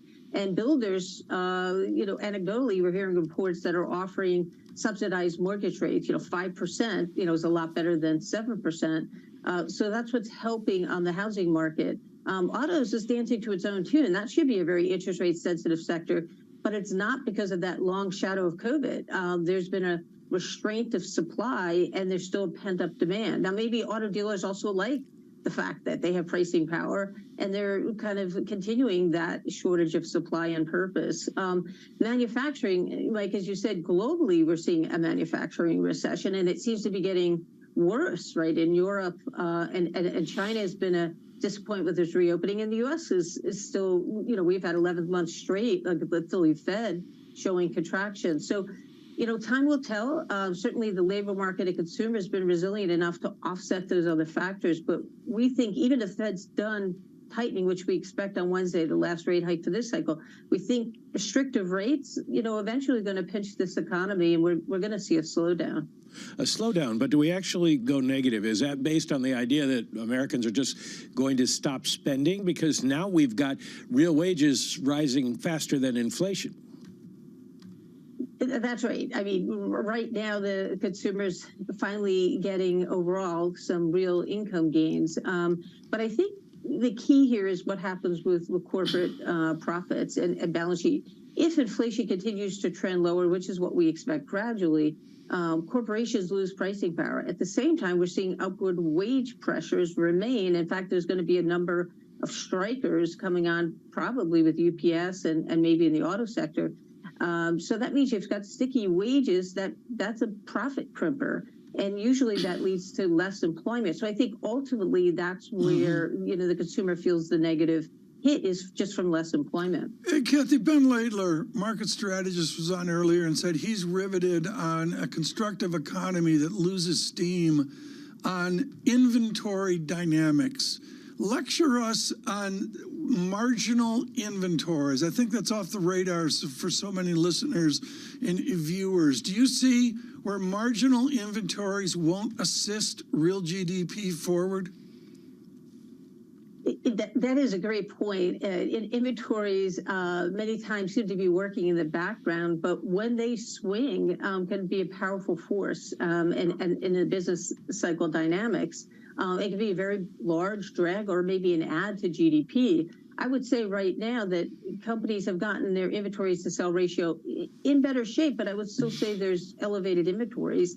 And it doesn't mean we're going to see a lot of ad going forward. So that's a headwind for GDP growth.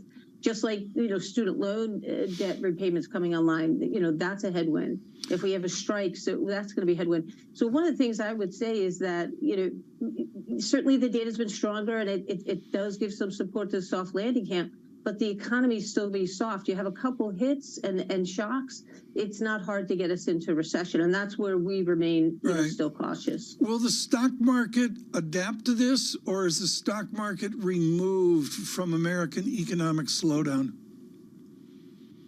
Well, historically, the equity market is not immune to recessions or a downturn.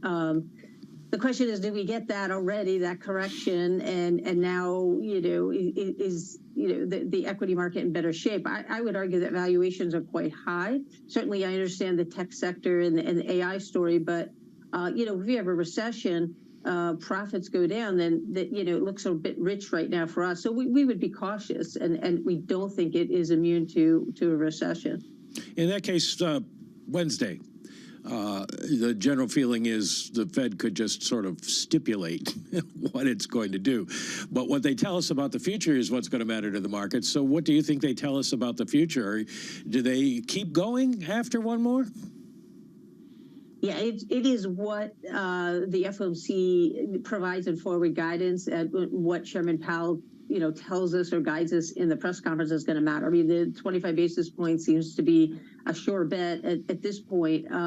I think there's a lot of uncertainty. Last time they added, 2 dots, right, to the interest rate dot plot saying 2 more rate hikes.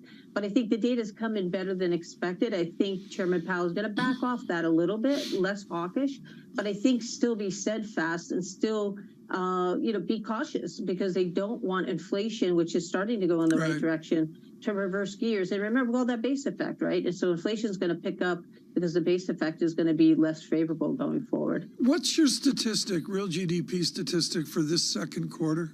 We're going to get data out here. We're into the third quarter now, but for ending June 30, what's the Bastiancic statistic? So we have slightly above 2%, 2.2%. We saw strength, resilience in the consumer. Also, I think non-residential investment is going to be additive and quite strong. And we're going to have less. This is the first time in 8 quarters, 2 years, we're not going to have a drag from residential investment, because housing has stabilized.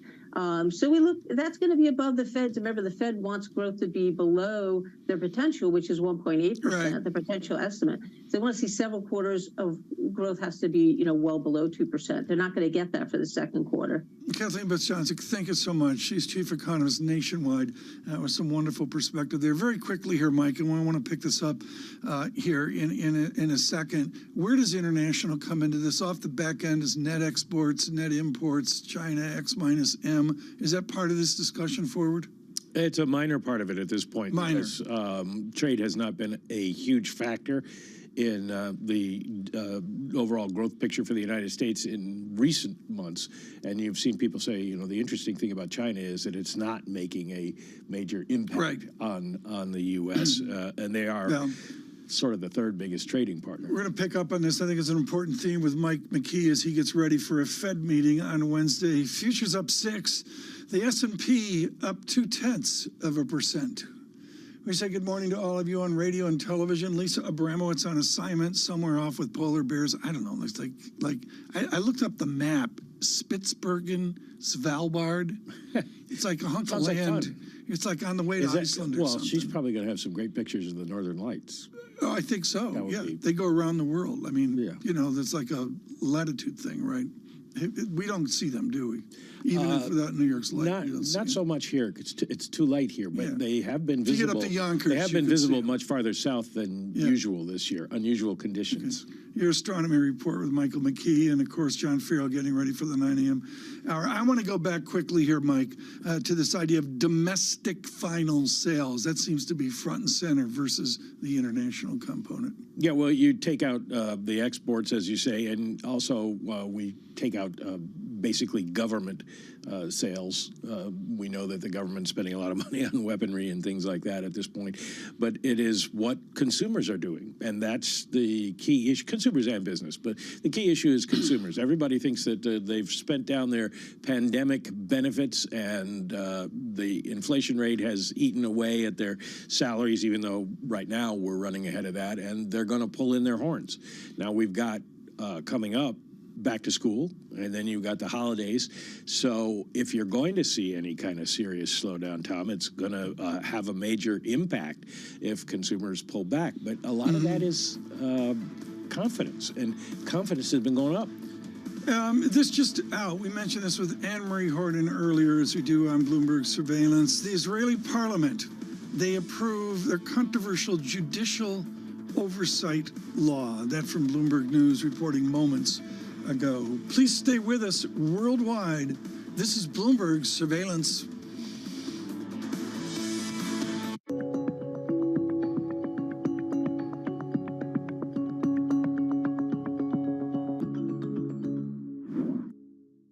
London will stay a financial center. It will stay our EMEA hub. We'll just have a rebalancing onto the continent. And actually, the numbers of who has moved across aren't that big. So it's sort of in the 200 level. And if you think about 15,000 people, that's sort of not that material.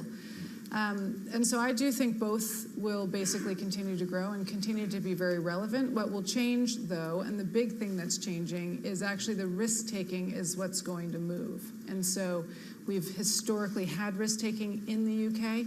That risk-taking and the assets that go with it, not the people alone, but the assets that go with it, that's the next phase of what we're now moving into. And that will be a material change.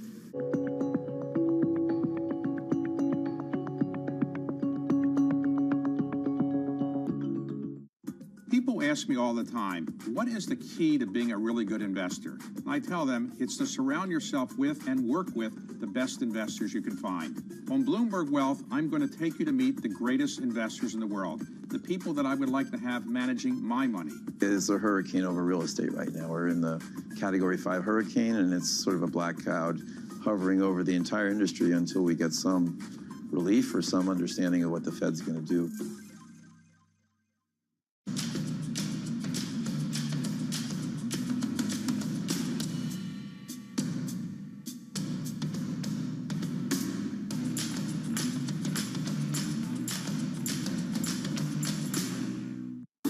Fixed income fix. Watch Bloomberg Real Yield every Friday at 1 p.m. Eastern, right here on Bloomberg, your global business authority.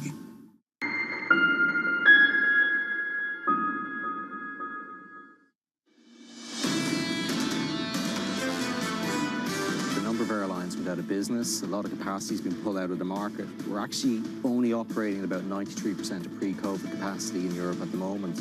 So while we've been growing strongly, a lot of our growth has actually been just restoring traffic that was taken out during the pandemic. We're growing all across Europe. There's more consolidation happening at the moment as well, so that's likely going to lead to even more capacity coming out over the next 2 or 3 years. Ryanair, John Farrell's favorite airline. Neil Sorian there, their chief financial officer. I've never flown Ryanair, either as Lisa Abramowitz. Farrell's like, you know, he had like season tickets on it. or what, have you ever flown Ryanair, Mike McKee? I've actually not flown Ryanair. I have to go to Morocco, and I was going to take Ryanair, and it would be a long flight. Keeper of my travel said, I don't think it maybe goes not that fast. So you're going to have to stop some places. Well, we say good morning to Ryanair, and of course with the spirit that they have of British enterprise as well. Michael McKee with us now, and just around the table here on a Monday in the summer. We are thrilled that Edward Harrison is with us. He's the Bloomberg News. Looks at the markets and far of it through a real academic prism that is wonderful. I love in one of your recent notes, you talk about expectations. The standard view is the market is always out in front, gambling, guessing where we are. How far out, excuse me, how far out is the market guessing right now?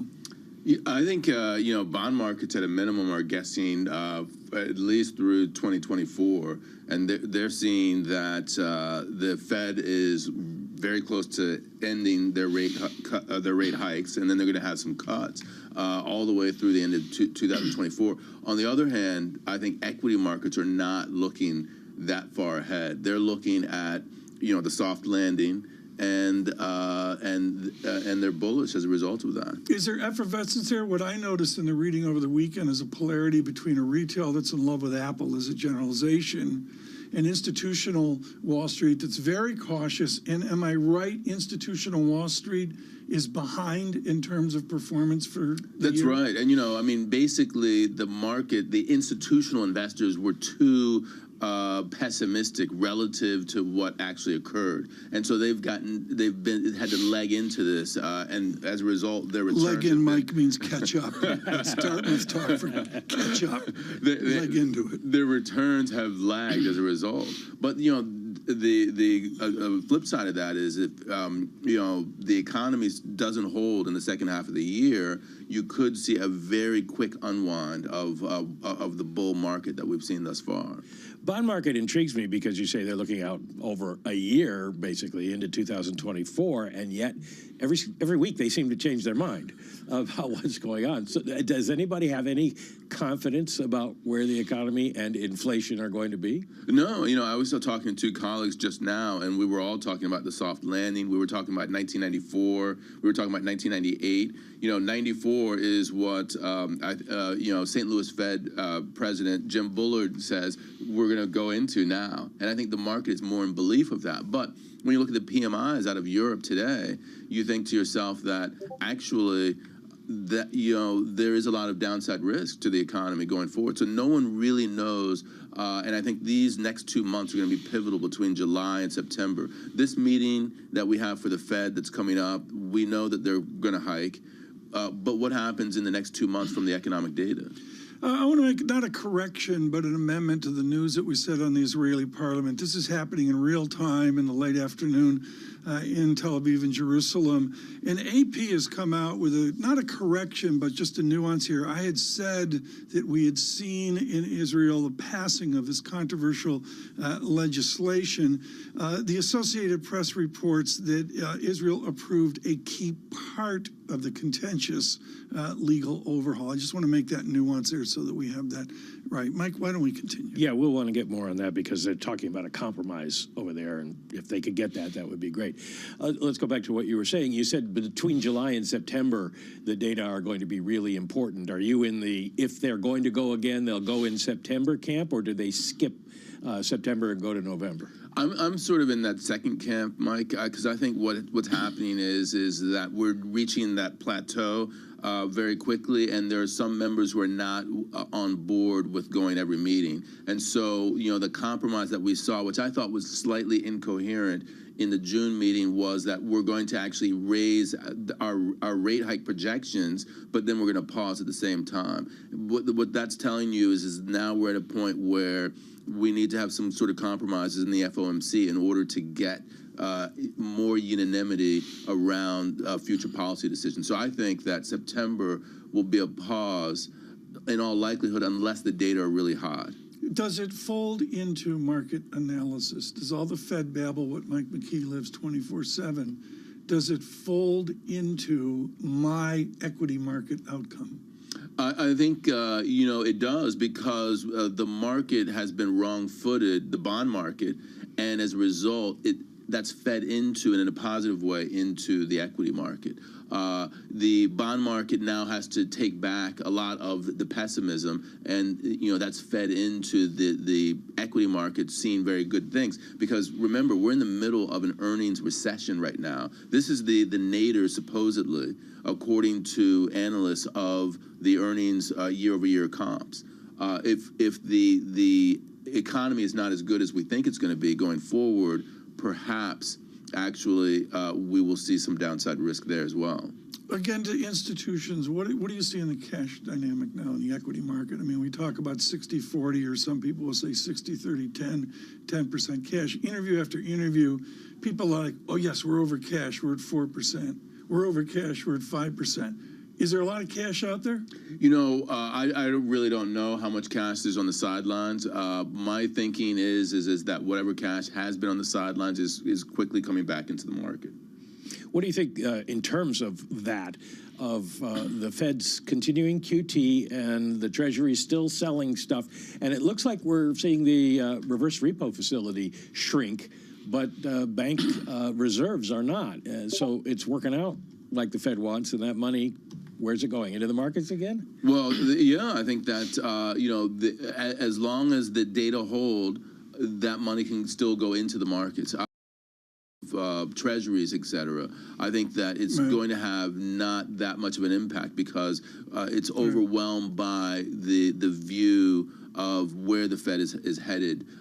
So, at the margin, it might have some sort of upward drift in yields, but generally speaking, I think that yields are somewhat capped. I don't think we're going to get back to the October 2022 highs for the 10-year, as an example. Right. Ed Harrison, thank you so much with Bloomberg Markets this morning. This is the first time I've had the ability with Mike McKee to talk about this quickly, and that is Bullard, after decades, moves from St. Louis to Purdue. That's a college in Indiana, in case you I've heard of it, yeah. Weren't aware of that. Who replaces Bullard? Well, that's an interesting question because he's been around for 15 years as the president of the bank, and he started at that bank in 1990, so he was a long-time fixture there. You don't know if they're going to go with an internal candidate or an external candidate. His predecessor came from outside, so it's going to be interesting to see. It's not the same as it used to be, where a bank had a sort of view of the economy. St. Louis was a monetarist bank. Jim Bullard is not a monetarist, so they may just go in a general sense. And now, Days of Our Lives, a soap opera of Michael McKee in economics. Does a governor of the Federal Reserve System move back to St. Louis? Waller as governor? Does he want to be president of St. Louis? It's an interesting question. I suppose it would partly depend on whether he likes the city of St. Louis enough to want to move back. He has a little more power and influence in Washington, but he would make a lot more money in St. Louis. Oh, really? I didn't know that. The St. Louis Fed president last year was paid $428,000 a year, whereas a Fed governor makes about $180,000. No way! Yeah, so I did not know this. I'm supposed to know everything. I had no idea. Well, if you get a choice, governors make how much? They're between 180. I think they might have gone up closer to 2 with the latest pay raises. But Jay Powell only makes a little over $200,000 a year, and Jim Bullard, by the way, was the lowest paid of all the regional Fed bank presidents. Really? You wanna make some money, Tom? Apply for a job at the New York Fed or the San Francisco Fed. What are they pulling down roughly? They're over $500,000 a year. I had no idea the disparity between the presidents and the governors. Well, the banks are quasi-official.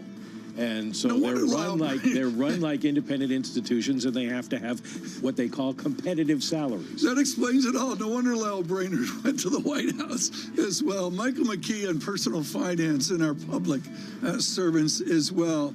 Coming up on television, John. Well, this is 1 p.m. actually. Rick Reeder of BlackRock will explain yields. Stay with us. Fed Day on Wednesday. 3 prime ministers, 4 chancellors, an energy crisis, and the soaring cost of living. It's been a hard year for startups, but even in the toughest times, some of the best ideas are born here in the UK. Bloomberg UK's Startups to Watch will profile the brightest companies under 10 years old, with the winners unveiled at the Bloomberg Technology Summit in London in October. Get your entry in by the 7th of August for the chance to have your company profiled and to attend unique networking events. Good luck, and we hope to see you there. Venture capital. It's been volatile.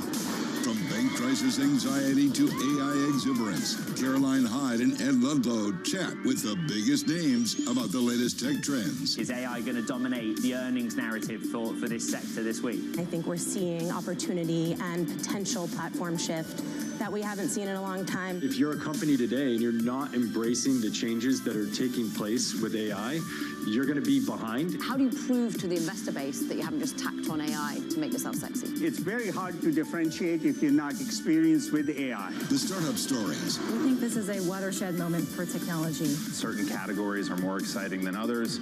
Right now, obviously, generative AI is a category that is very exciting to startup founders, customers, and venture capitalists as well. So what we are seeing is a new area of opportunities for new founders to come and change the industries that matter. And the real talk on realistic valuations. Some of the best opportunities are sitting right in front of us. How do you discern which ones are good on the marketplace right now? I think founders have woken up to the reality that taking on more money at higher terms doesn't necessarily play to their benefit in the long run. How do you actually invest? Follow the VC money on Bloomberg Technology, the only daily business show dedicated to tech right in the middle of the trading action. 12 p.m. on the East Coast, 9 a.m. in the West, only on Bloomberg Television. Steve's ability on the course may not be etched into any record books, but following him around, it's clear that it's not for lack of trying. Jeez. We were constantly hustling behind him as he caught up with executives in the portfolio companies and reminisced with former and current players.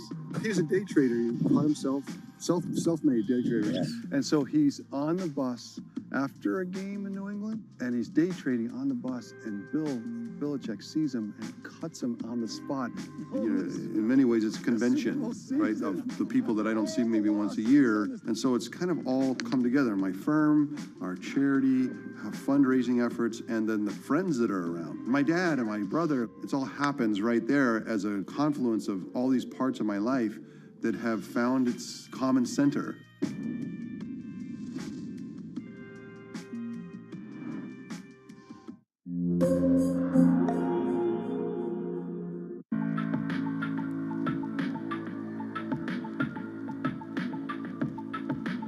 This is Bling Bang.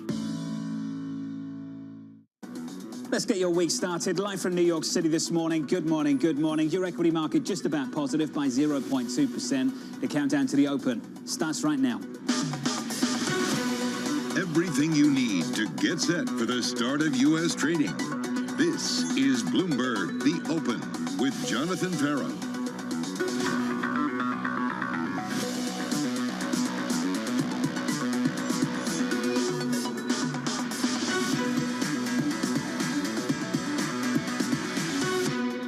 Live from New York, coming up, looking forward to a central bank triple header as data in Europe starts the quarter on a weak note. China's leadership pledging to support consumption. We begin with the big issue, a central banking trilogy.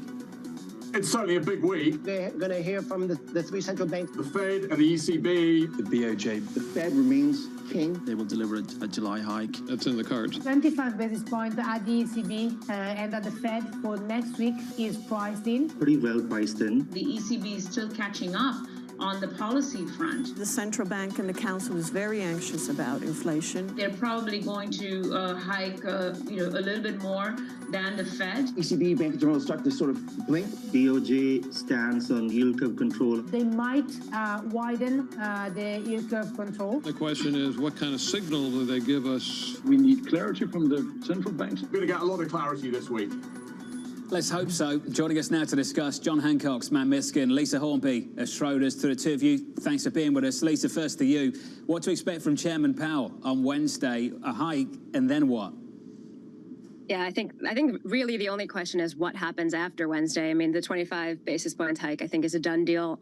I think the market will be looking to whether or not this hiking cycle is over. I don't see a need for Powell to be overly dovish. There's not a lot to be gained here to kind of front running the idea that inflation is behind us. I think the market will try and test him on that.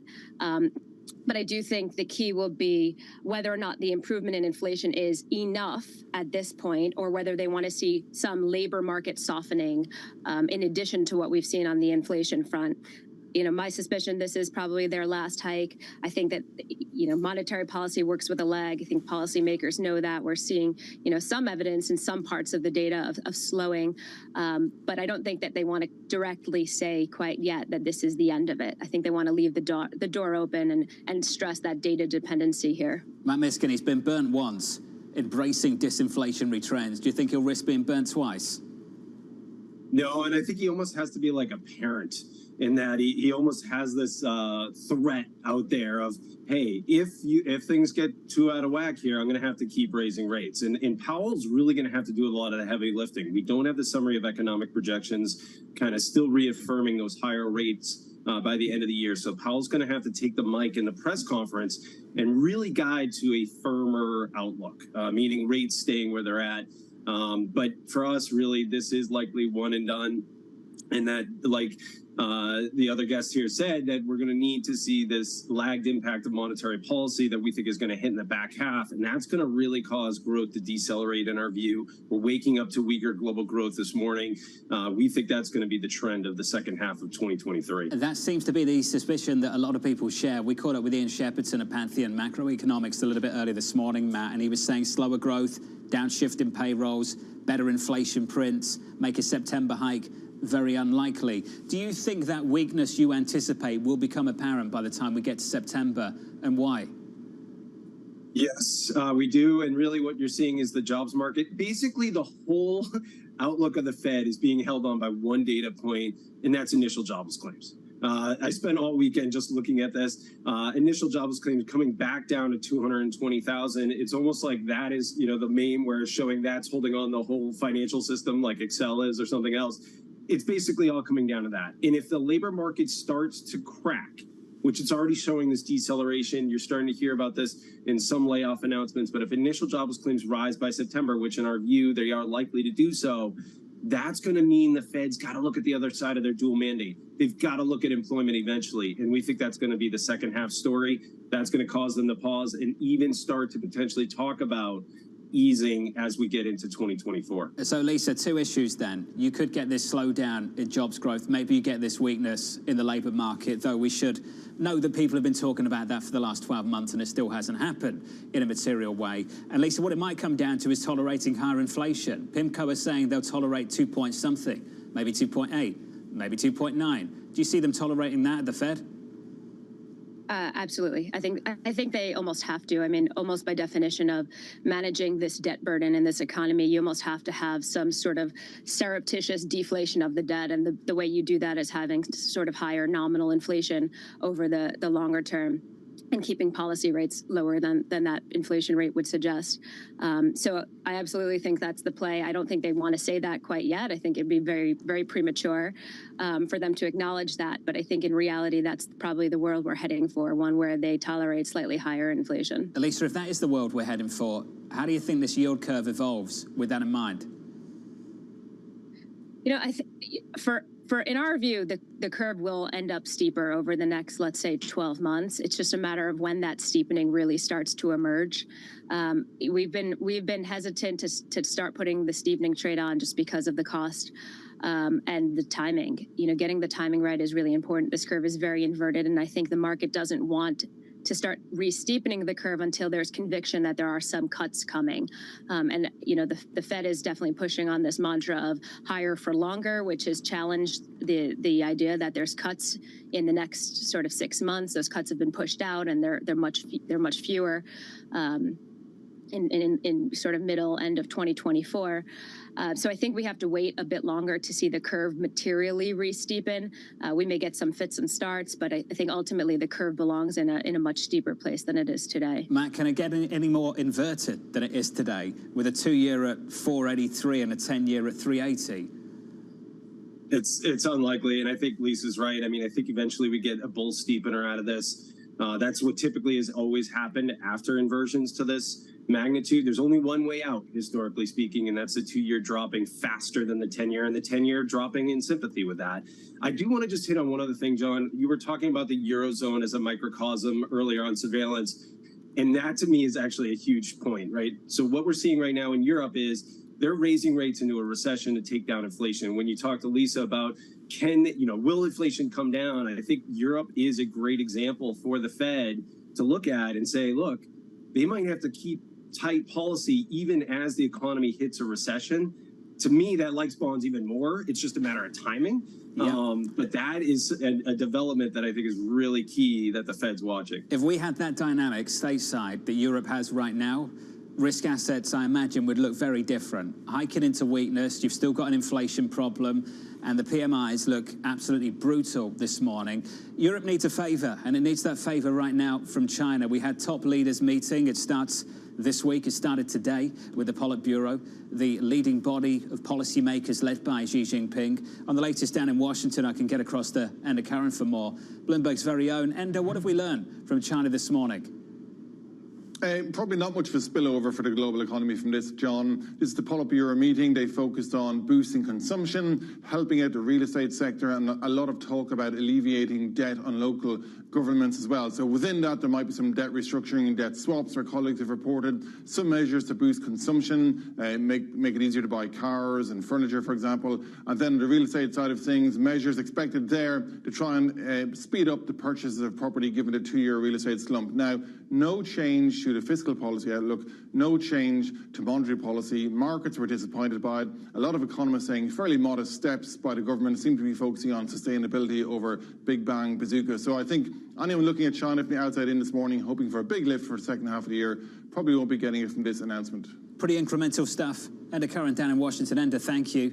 Matt Miskin, you took us to the subject. Europe right now needs a favor from China, doesn't it? Is it getting one?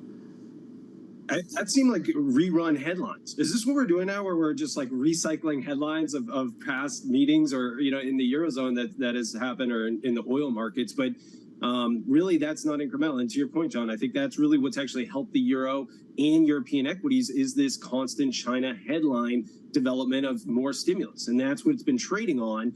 But I think that you look at the data, and the Eurozone Economic Surprise Index was already at over -100 before the data this morning. So it just seems completely mispriced in our view. It's a late cycle indicator. Last time the ECB was raising rates into weaker growth was 08 and 11. It didn't end well. You look back at context, though, in this cycle, this isn't a great setup in our view for European risk assets. And that's a big call, that is, to bring up 08 and 11. I don't know if you're implying that we face a similar risk this Thursday, Matt, are you? Sovereign debt crisis hasn't been, we can't rule that out yet. Everything's been trading so well. I think the biggest risk is that there's very little risk being priced in. And I think it is due for a bit of volatility after such everything's been trading on the bright side of every development. And I think you have to acknowledge the risks given the slowdown in the economy. Lisa, what's your take? Yeah, I think Matt's comments are fair. I don't know that I'd say it's quite a repeat of 08 or 11, but certainly we're seeing the data weaken we've seen the data weaken quite materially in Europe, manufacturing data, tighter financing conditions. I don't think it's a great setup, and yet, they're also in a place where the labor market remains resilient and inflation remains too high. So, I think some of the policymakers there certainly think there's further to go. In a lot of ways, it's similar. There's a similar situation in the U.S., but I think the underlying growth rate here, certainly the potential growth rate here is higher. So it gives us a little bit more wiggle room than I think they face in Europe at the moment. Lisa, help me with this. Let's pick out the 10-year. Just the maturity, for example, in Europe right now.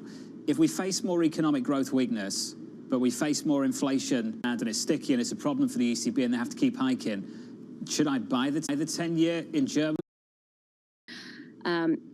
At the moment, we're sort of cautious on Europe overall. We prefer to take our duration in the U.S., especially when we're seeing, we've seen yields up near 4% in recent days. I think that's much more attractive risk reward for us. 5 days of euro weakness, longest streak since May. Euro dollar right now about 110.90. Matt, just one final one for you on this inflation dynamic in Europe. We caught up with George Bory about this in the last couple of weeks, and I think it's an important question. Do you sense that, regionally speaking, inflation trends are going to diverge or converge, Europe versus the US? Converge. And, the same thing for yields. When Lisa was talking about, US yields were following European yields, UK yields higher.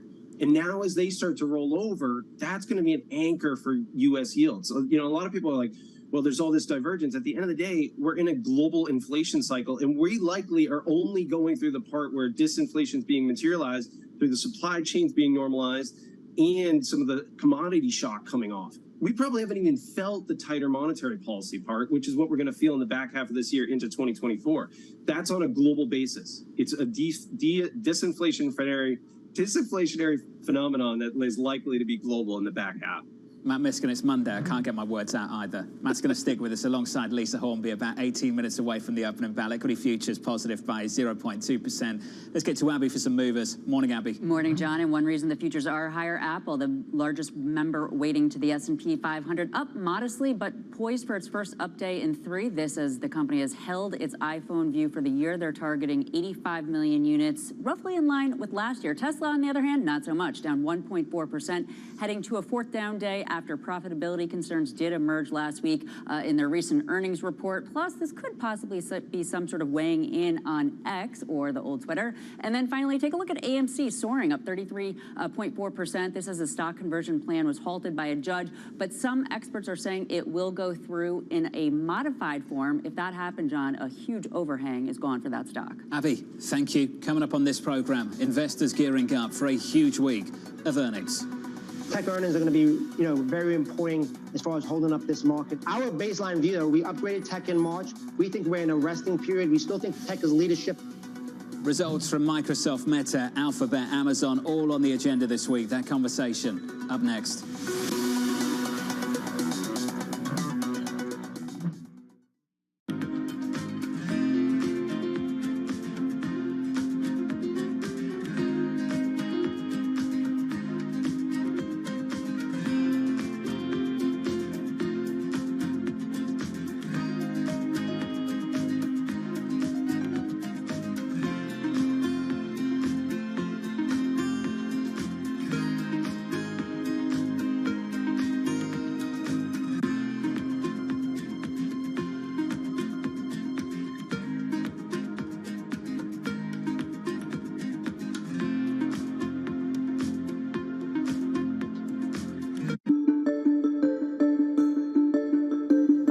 Maybe I should go do something else. I can't do anything better than I'm already doing. I've already turned this company around. I've made a lot of money for the investors, the shareholders, and yourself.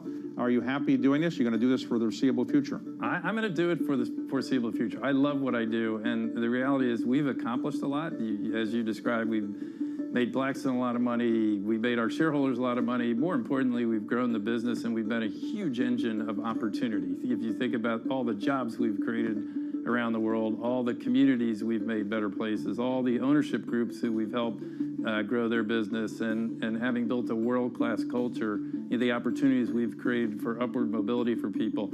And this business, I would still say, is like a coiled spring coming out of COVID particularly. So I feel like we just have more to do. My job's far from done.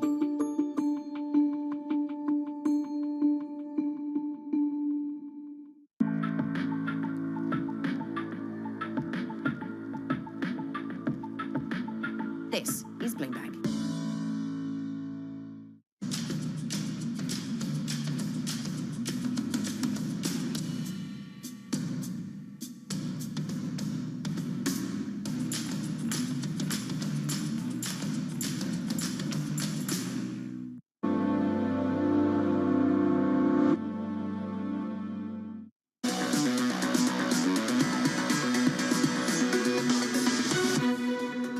Tech earnings are going to be, very important as far as holding up this market. Our baseline view, though, we upgraded tech in March. We think we're in a resting period. We still think tech is leadership. The economy does slow down later in the year, as we expect. I think companies are going to have to continue to invest in technology regardless, and that should support better earnings from tech relative to the broader market. Earnings season ramping up this week. About 40% of the S&P 500 reporting results, with big tech very much in focus. Aberdeen's James Athey warning, quote, if guidance shows any sign of concern, that could be enough for investors to flee. those stocks. Katie Greifeld has more. Morning, Katie. Morning, John. Well, there's a lot of different superlatives here. If you take a look globally, you have 27 trillion of market cap reporting. If you focus just on the U.S., nearly 14 trillion, with 165 companies in the S&P 500 due to report. And of course, a lot of focus is on the likes of Microsoft, Alphabet, and Meta. Of course, after what we heard last week from Tesla and Netflix, but it's not just big tech. You also have companies such as McDonald's, Coca-Cola taking the stage this week, as well as Exxon and GM. So we get a multi-sector look at the economy this week through the lens of corporate earnings. Of course, this comes with very high valuations on the benchmark. We're talking at the S&P 500 trading at almost 20 times its forward earnings. That's a premium to its long-term valuation. On one hand, you have Morgan Stanley saying that raises the bar for this quarter. Then you have Goldman Sachs on the other hand saying that actually that valuation could rise further as this rally broadens out. So we'll find out. Katie, thank you. Matt Miskin, Lisa Hornby back with us for a final word on some of this. Matt Miskin, the dominance, the narrowness of this market and big tech outperforming in massive ways. Do you expect it to be validated by the earnings this week? Yeah, I don't think it's going to be bad, frankly. I think it's going to come in pretty much in line, a little bit better. I mean, earnings thus far have been pretty strong. We're up about 7% on reported earnings, but the analyst community is saying don't get too excited because they've actually revised down their 2023 earnings estimates to about 0. And even in the Q2 numbers, they're looking for negative 9% for the rest of the 80% of companies reported. I thought it was interesting, Katie, talking about the valuations. Now we're looking at nearly 20 times earnings. One of the things, I mean, in this industry, to get a designation, you have to do discounted cash flows until your eyes bleed. And right now, it's just amazing how detached academic valuation analysis is relative to the markets. The fact that the discount rate, or basically the risk-free rate, has doubled in the last year, and yet the multiple hasn't changed much, or the net present value of these cash flows, is pretty amazing. So you got to leave your textbooks at home, I guess, when you value these companies. But in our view, they're pretty richly valued. Earnings estimates aren't that great, and to us, bonds and income are going to be much better return potential from here. Mate, we've talked about the underperformance of the NASDAQ more recently, just within equities, not cross asset, within equities. What would you rotate to, away from big tech to what? I just think it's interesting even within the NASDAQ. So, you've got communication services, consumer discretionary. We're actually underweight those parts of the market. We are overweight the quality part of tech, which is more just the traditional tech sector. We are barbelling that with healthcare and some utilities, defensive equities. Defensive equities have gotten slammed in the first half. They've massively underperformed. We think that sets up a nice reversion and potential rotation opportunity in the back half if growth slows. So holding on to some of that quality, that good tech, the high quality tech, and then starting to migrate more into defensives in the back half of this year. Elisa, within stocks, all I hear is rotate. This is going to broaden out, go away from tech, get to cyclicals, energy, finance. Lisa, all I hear in credit is get up in quality and avoid a lot of that. Is that right? It's funny, as you were talking about the equity market and how it's basically bulletproof, I was thinking, I'm just glad I'm a bond person because you can earn really attractive income now just sitting in very high quality bonds. And I think that's the name of the game here. It's, within credit, it's up in quality. I think banks still offer some value here. One of the cheaper sectors, utilities have gotten beaten up a little bit on the back of some idiosyncratic issues, on the back of CapEx spending, but I think there's some opportunity in some of those as well. I think some of the defenses outside of credit, I think, agency mortgages, government guaranteed housing product, effectively very, very cheap valuations historically. I think that looks like an attractive asset class to own. And, lastly, I mentioned it before, government bonds here, treasuries, close to 4% on the 10-year. I think we're going to look back on that and say it was an attractive entry point. Elisa, don't you find it weird that we're talking about 4% being attractive on a 10-year in America? A growth slowed down and high yield spreads are at 376 on my screen at the moment. I go back to quality, defensive, liquid. Going to be happy we own some of that type of stuff, I think, in the next 6 to 12 months. Lisa Hornby, thank you. Alongside Matt Miskin. On the equity market, credit market alike, and the central bank decisions coming this week. Thank you very much. The Federal Reserve on Wednesday, ECB Thursday, BOJ on Friday. I've talked a lot about the earnings this week and the earnings calendar. Just an update correction on Amazon. It was coming this Thursday. It's now coming next Thursday, alongside Apple as well. Your equity market at the moment on the S&P 500 positive by 0.2%. On the S&P, a lift in the equity market, in the bond market currently. Yields basically unchanged on a 2-year. Your 2-year 4.84. Your 10-year yields a little bit lower there by a couple of basis points at about 3.82. We had a break of 3.80 to the downside a little bit earlier off the back of that weaker than expected data out of Europe and out of the UK. It's the US's turn in about 25 minutes' time. Mike McKee's going to break down the economic data for you. Up next, the morning calls, and later, Dan Suzuki of RB Advisors sounding the alarm on tech leadership. That conversation at the opening bell, about 8 minutes away.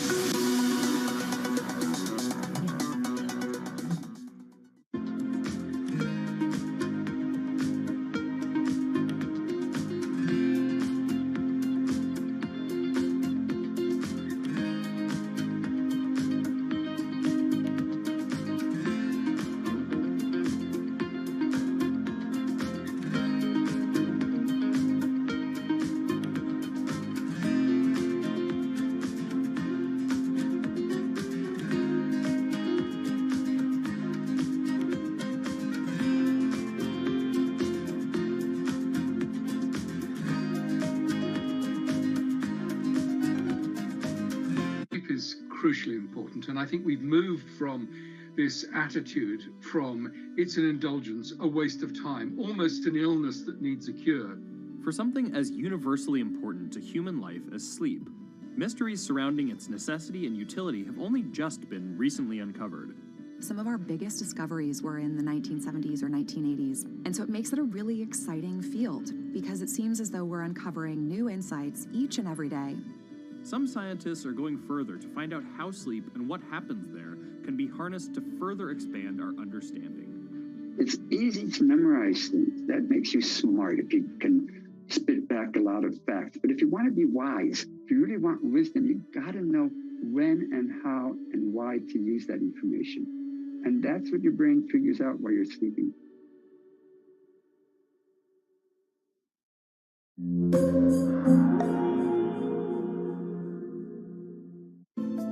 Bloomberg covers the world with unmatched reach and resources. From more than 120 countries, the moment news breaks, 24 hours a day. Bloomberg, your global business authority.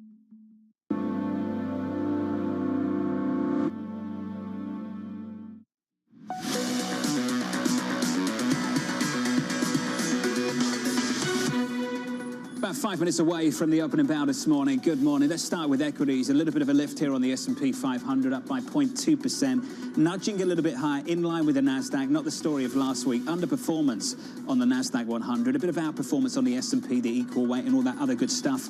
Away from the dominance of big tech, it will be all about big tech through this week with earnings from Microsoft on the likes of Meta and Google and all of that. And then on to next Thursday, Apple and Amazon. Right now, then, equities with a lift in the bond market, a bit of a rally from earlier on. A 2-year that's about unchanged, a 10-year yield that's lower by a couple of basis points. The 10-year at the moment about 381.53. Weakness in the PMIs, manufacturing and services out of Europe. Likewise, over in the UK. Let's see if we get a repeat of that act at about 20 minutes from now when we get US PMIs. Look out for that. Let's finish on foreign exchange. Just push that Eurozone weakness through the FX market and you get a 5th day of Euro weakness against the dollar. Euro dollar right now 110.80. We're negative there by 0.4% on that currency pair. That's the price action. Let's get you some morning calls. First up, Piper Sandler downgrading Estee Lauder to neutral, highlighting the stock's unappealing valuation and rising competition. That stock is negative by about 2% at 176.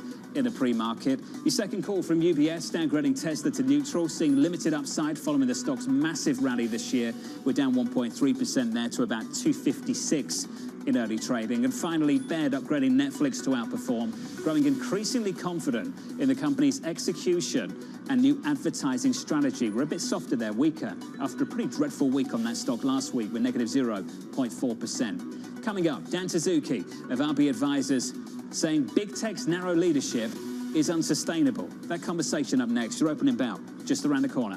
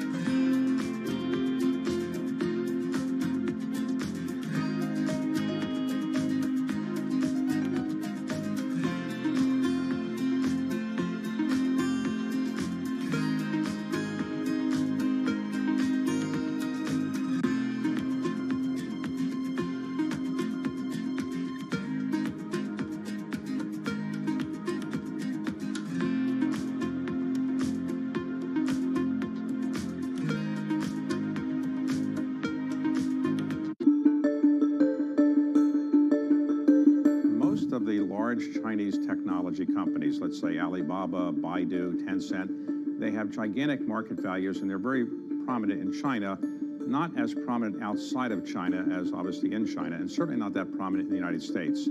TikTok, by contrast, is not in China, but it's gigantic outside of China, of the United States and everywhere. What did TikTok do that enabled a Chinese-based company, parent company at least, to do so well outside of China? We think it's challenging to build a global company in general, but the best ones we have seen so far are ones that take very consistent global learnings and adapt them to the local countries that they are operating in. So you need to be global and local at the same time.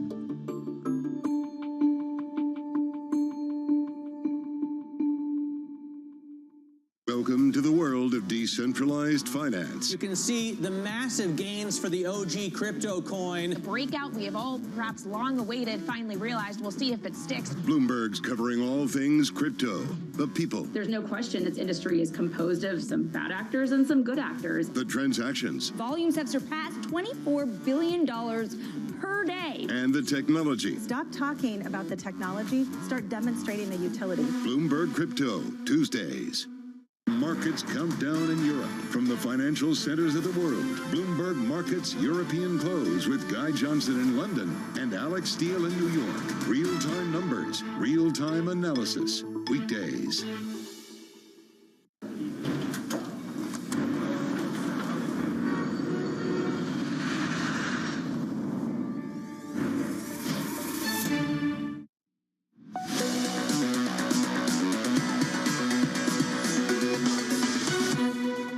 We are 23 seconds away from the opening bow this morning. Good morning to you all as we kick off the trading week this Monday. Equities just about positive by 0.2% on the S&P. On the Nasdaq 100 up by, let's call it 0.25%. A monster week coming up for big tech and that index specifically with gains of more than 40% year to date. There's the opening bell. Switch on the board and get to the bond market. A rally this morning in treasuries. We give some of it up. We're down about 2 basis points on a 10-year, just north of 380 after spending a little bit of time south of 380 earlier on in the session. 381.53 off the back of weak economic data in Europe and in the United Kingdom. Data out of the United States about 15 minutes away.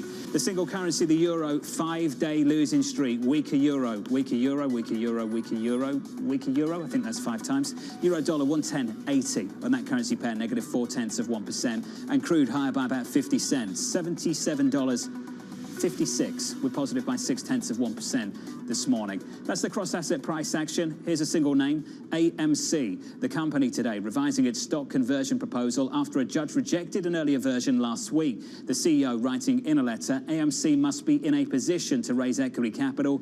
The risk of financial collapse is not whimsical. Abby has more. Morning, Abby. Morning, John. And this stock is soaring on this news, up more than 30%. Its best day since March of 2022. And it's a pretty complicated scenario. It goes back to earlier this year when the company did vote on a proposal to raise capital, as you're talking about, the CEO saying that if they don't raise capital, they could be out of money by later 2023 or 2024, and also issue new shares. Now, shareholders at that time sued the company because of the dilution. Then they agreed on a settlement where those shareholders would receive about 129 million in shares, and everybody was happy with that. But a surprise, on Friday, the judge rejected that plan, saying that she wanted the settlement to be a bit more narrow. She basically said that the preferred shareholders would have been included in that settlement, even though they weren't a part of that litigation. So now this new settlement that both the company and the investors have proposed, it releases those preferred shareholders in case they do want to litigate in the future. But it also may bring the settlement down to about $100 million. The biggest thing, though, John, it looks like they are going to be able to raise that capital, to your point and the point of the CEO,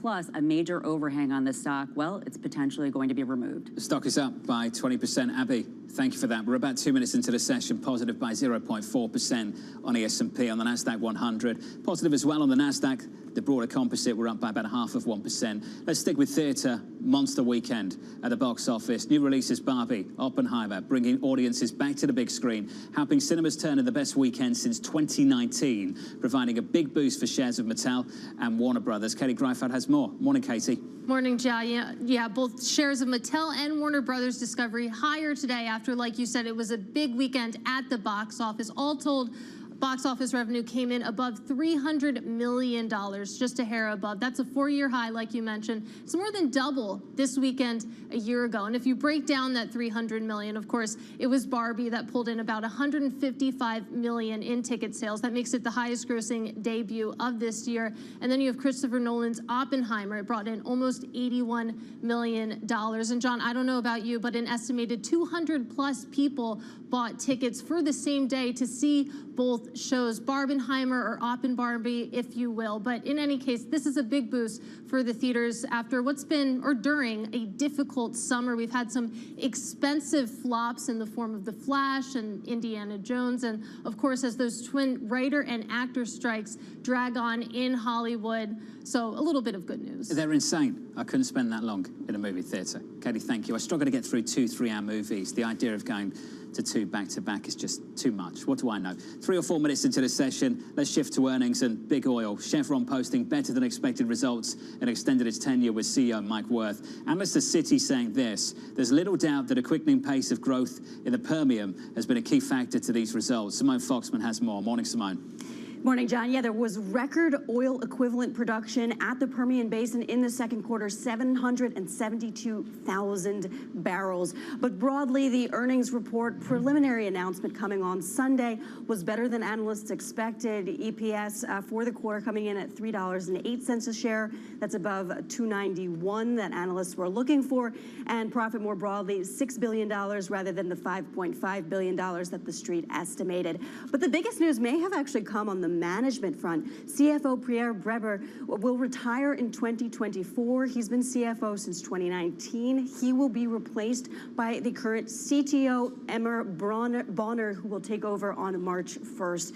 Also waiving the retirement age for the CEO, Mike Wirth. He's 63. The current mandatory retirement age is 65, so it looks like he'll be around for a little bit longer.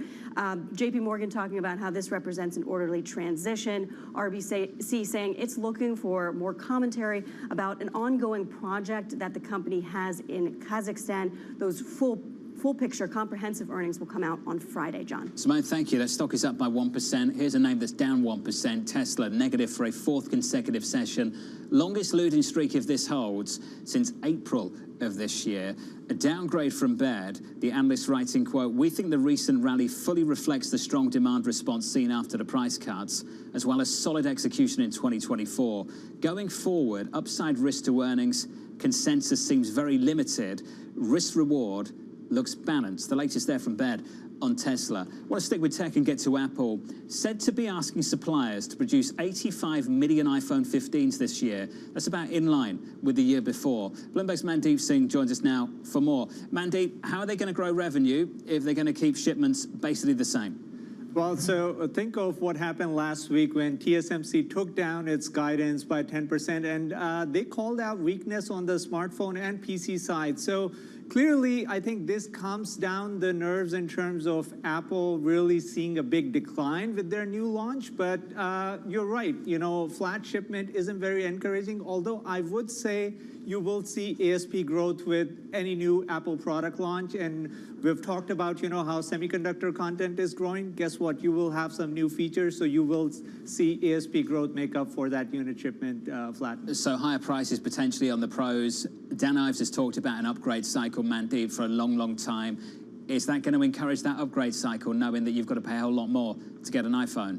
I mean, look at, all this AI wave really unfolding this year. And if large language models is that big of a deal, which everyone thinks it is, you need a better hardware on the edges. And the best piece of device you have on the edge is your smartphone. Yes, you would need to upgrade your PC, but look at the amount of time you spent on your smartphone versus any other device. So you would need to upgrade that smartphone. And I think that could catalyze a big refresh cycle in the next 2 to 3 years. Mandeep, do you expect that upgrade to come this year, or is that a next year story? I think right now, Apple is probably early into planning for large language models and what it could do at the edge level. Again, the exposure that Apple has is at the edge. It's not really looking to train its own large language model, but clearly that is the way you're going to consume all the new innovation around chatbots or virtual agents. I mean, I would love to see Siri improve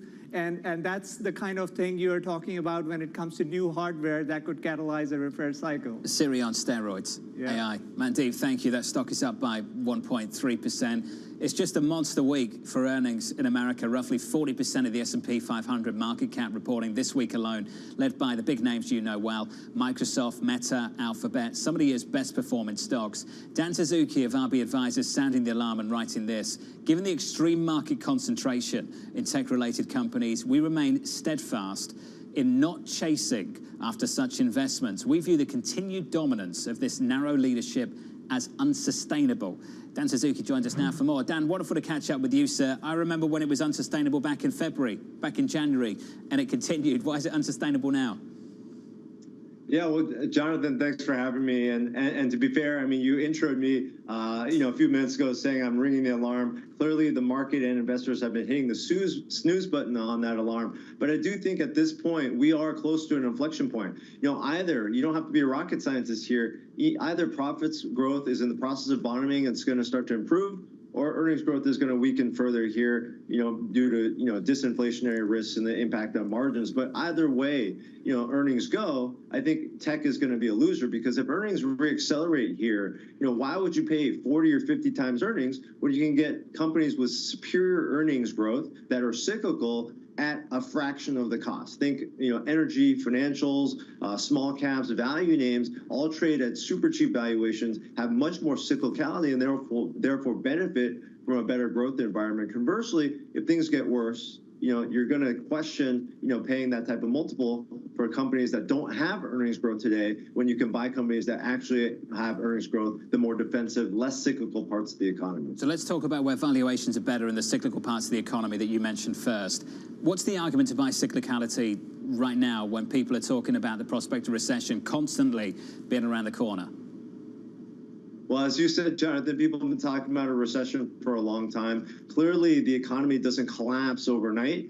And so there's a lot of reasons to believe the economy, any potential recession is still a ways off, with the household and the consumer still as resilient as it is. Now, I think that there's a big debate to be had here, because for every positive green shoot that we've had over the last few months, you've had a very, very important counterpoint, in the leading and important, more cyclical parts of the economy, whether it's ISM hitting new lows, it's increasing distress and delinquencies within the credit markets. It's, a lot of the earnings season, some of the commentary from the companies that have the most exposure to the labor market are saying that the government data is lagging the trends that they're actually seeing in their labor market. So for all these things, there's still some caution out there to be warranted. But if we are in the process of bottoming and we have this conversation 6 months from now and earnings growth is reaccelerating, then clearly, there's probably a lot of upside to earnings for industrials, financials, energy, and tech for that matter. You're just paying a lot for tech when you can get better earnings growth elsewhere for cheaper. So Dan, tell me, what are you advocating for clients right now? What are you advocating for? Well, Jonathan, I think the most important thing right now, and you sort of, introed it with that quote. Basically, we tell our clients all the time that returns are greatest when capital is scarce. I think what's more tantamount today is the inverse of that, which is that risks are greatest where capital is concentrated and expensive. I don't think there's any debate out there, whether you're a bull or a bear, what part of the market that is. And so I don't think it makes sense to chase that part of the market. I think you're better served elsewhere. And if you look elsewhere, everything else is trading. You'd be hard pressed to find an area of the market that's trading above 13 times, 14 times relative to the S&P 500 at almost 20 times. And so I think you can basically go buy anything out there as long as it's not that concentrated part of the market. If you're worried about growth slowing down, own the higher quality, less cyclical names like healthcare, staples, and utilities. If you think that we're in the process of bottoming and things are going to get a lot better, again, value, small caps, financials, industrials, energy, all that stuff is going to do incredibly well. Dan, do you think you'll learn more from earnings this week than you will from Chairman Powell on Wednesday? I think that's right, but I think that's a low bar. I've said for some time on your show, Jonathan, that the Fed is a lagging indicator, managing to lagging indicators, and really what's in the driver's seat right now is growth. Obviously, they're trying to influence growth, but obviously, their impact on that growth, it's not having a huge impact. There are other factors that are bigger drivers of growth. So, I think the economy has been resilient, so the Fed's had to hike more than people expected. If the economy in the back half slows, I think that more than people expect, I think you'll have an easier Fed than people are pricing in. I think third quarter earnings season is probably a little bit more pivotal in my mind, but I think you're already starting to see some interesting glimpses. I mentioned the commentary around the labor market. I also think you're getting some interesting commentary already about some of the disinflationary impacts and the negative sides of disinflation, whether it's AMC, whether it's Electrolux overseas, whether it's all these different areas of the market. Netflix, one of the areas that market has concerns about is that pricing power starting to fade. I think the third quarter probably a little bit more information on that front, but you're already seeing some early glimpses. Dan, it's such a good final point. Thank you, sir. As always, Dan Suzuki of RB Advisors down the equity market. Can't have it both ways. Inflation was good for the equity market. We're saying disinflation is good for the equity market as well. Where does that leave revenue growth? Where does that leave pricing power for some of these companies that Dan identified? Coming up on the program, the latest data out of Europe, not great. In the UK, not pretty. It's the US up next.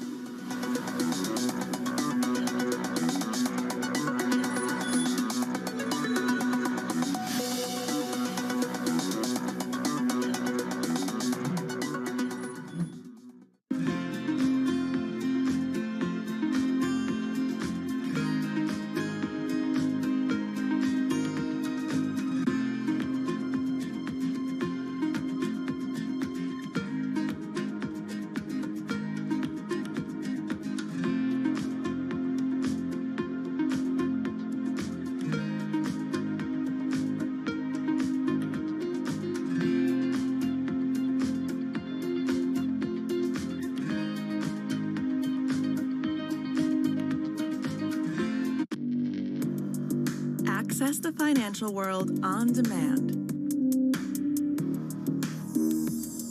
Hear from leading economists, policymakers, and industry experts via live and on-demand webinars, only from Bloomberg. Start exploring to see what's moving the markets. Visit Bloomberg.com/webinars. The world of politics. We're not going to be relying upon countries whose values we don't share. To the world of business. It's all about corporate power at the end. Balance of Power.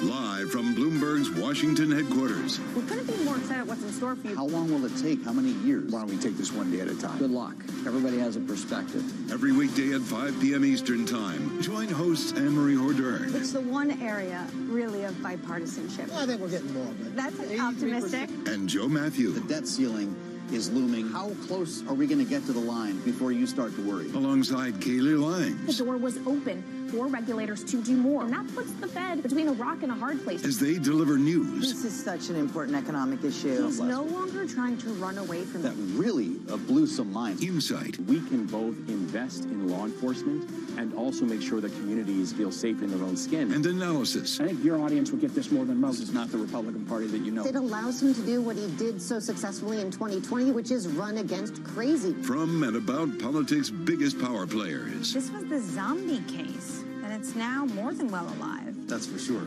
with two more potentially to come. I'm willing to have this battle. It is vitally important. This is the intersection of Washington and Wall Street. Bringing people directly to the decision makers that impact your investments and your life. Balance of Power, every weekday at 5 p.m. Eastern, only on Bloomberg, your global business authority.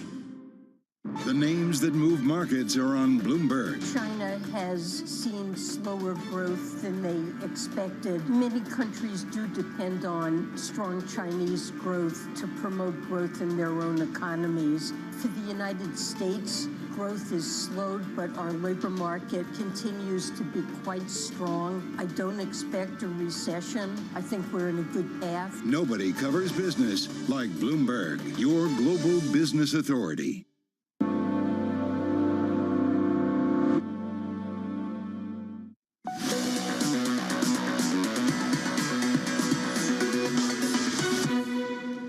economic data in America out just a moment ago. Mike McKee has the numbers. Morning, Mike.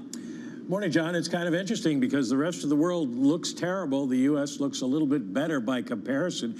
The S&P Global Manufacturing PMI comes in at 49, up from 46.3. The services PMI, still a healthy 52.4. That's down from 54.4. And the composite is only a little bit lower at 52.0 from 53.2. Now, compare that to what we saw across the Atlantic today. Really, really bad numbers for a lot of countries. Manufacturing for everybody in the 40s, and Germany comes in at 38.8. That's pandemic kind of numbers. Services down in the 40s for France, and the rest of the countries in the low 50s. So a global slowdown. And what's interesting, John, is that we're seeing better than expected numbers in general here, but economists are forecasting a real drop-off in the GDP numbers in the second half of the year, starting with this quarter, the start of this month. They're down to like 0.2% by the end of the year. So we'll see if these numbers hold up or if the economists are right. Mike, what's the most convincing argument for that weakness they expect to emerge later this year? They think consumers are basically going to stop spending, that companies are starting to stop spending because interest rates have been high and consumers are starting to run out of money from their pandemic benefits, and they will pull back. We haven't seen signs of it, but stay tuned Friday for the government's spending report. Student loan repayments and all that stuff.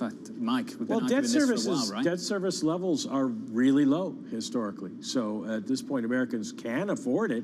It's a question of whether they want to. Mike, thank you, sir. Latest economic data. The US data not so bad relative to the dreadful data we just had from Germany and Europe earlier on today.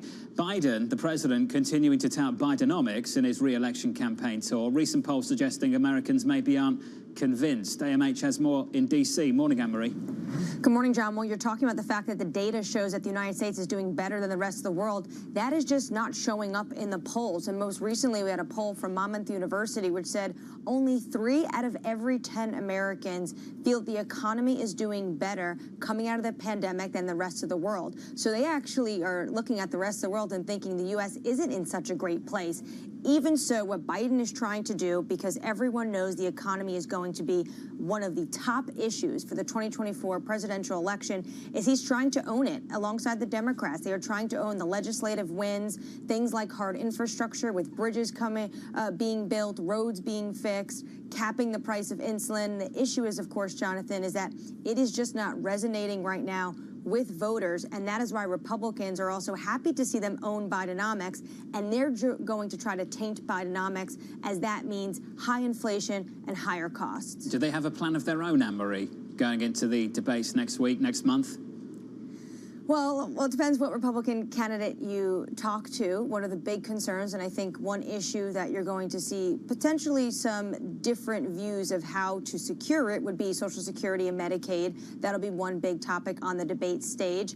What you do see, though, all the Republican candidates at this moment do is attack this administration for higher costs and higher inflation. Also, when it comes to tax cuts, something Democrats love to campaign on, that they want to do away with the Trump-era tax cuts, even though they weren't able to do it in the last session when they had control of all of Congress and the executive branch. You're going to see Republicans say that they think those tax cuts should remain in place. MH, thank you. On the latest in Washington and the latest economic data in America as well. The broader market, about 21 minutes into the session, we are positive by 0.3% on the S&P. The Nasdaq just about positive, going into a big week for big tech. Let's get you some sector price action. Here's Abby. Modest gain there, John, but most sectors for the S&P 500 right now are higher. In fact, 10 of the 11 S&P 500 sectors are higher, led by energy, both Chevron, as Simone was talking about before, helping, along with ExxonMobil. Real estate up by about 0.8%. Those dividends look a little bit more attractive with yields down. Consumer discretionary down ever so slightly. We're early in the session. It does feel like a lot could change. Now, as for big tech, as we, of course, are coming into the heart of that reporting season for the second quarter, this month right now, big tech is higher overall, up more than 1%. But what is interesting to note, last week, early last week, it had been much higher. So some of those gains are giving up. The big question is, as these reports come in, whether or not that gain can hold. Looking at that chart, John, I'm not so sure, but we'll find out with Meta starting out on Wednesday. We will. Microsoft coming up just around the corner tomorrow alongside Alphabet. And then more coming next week, of course, with Amazon and Apple just around the corner. Abby, thank you. Your trading diary up next.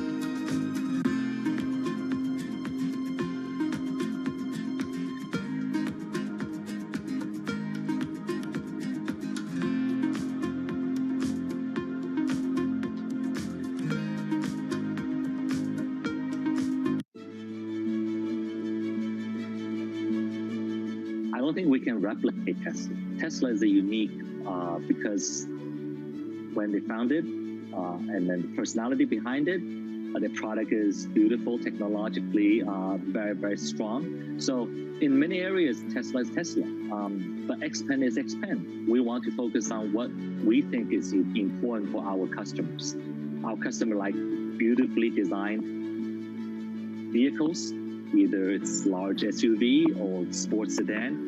We believe we have a very, very appealing family look that our customers is really attracted to. They like to have user-friendly features inside the cabin that has a technology feel. It's very smart.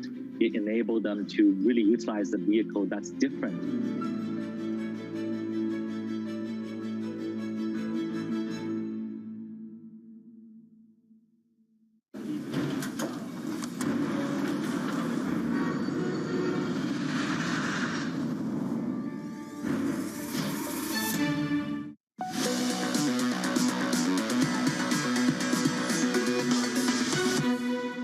We said this earlier this morning, it's just one of those really special weeks you get once a quarter when you get all these central bank decisions all at the same time and a ton of tech earnings in between. So on Wednesday, the Fed, on Thursday, the ECB, on Friday, the BOJ, and in between, about 40% of the S&P 500 reporting earnings. Going into all of it, as we start the trading week this Monday morning, and good morning to you. About 25 minutes into the session, advancing by 0.1% on the S&P. The Nasdaq actually pulling back. Underperformance last week, underperformance on the session as well. We're down by 0.3% as the small caps, the Russell, advances by about 0.25% right now. That's the equity price action. Let's get you to the trading diary. Coming up this week, we get earnings from Alphabet and Microsoft on Tuesday, then Meta results coming on Wednesday, shortly after we get a Federal Reserve decision and Chairman Powell news conference, all of that just around the corner. An ECB rate decision on Thursday, a bit of US GDP as well.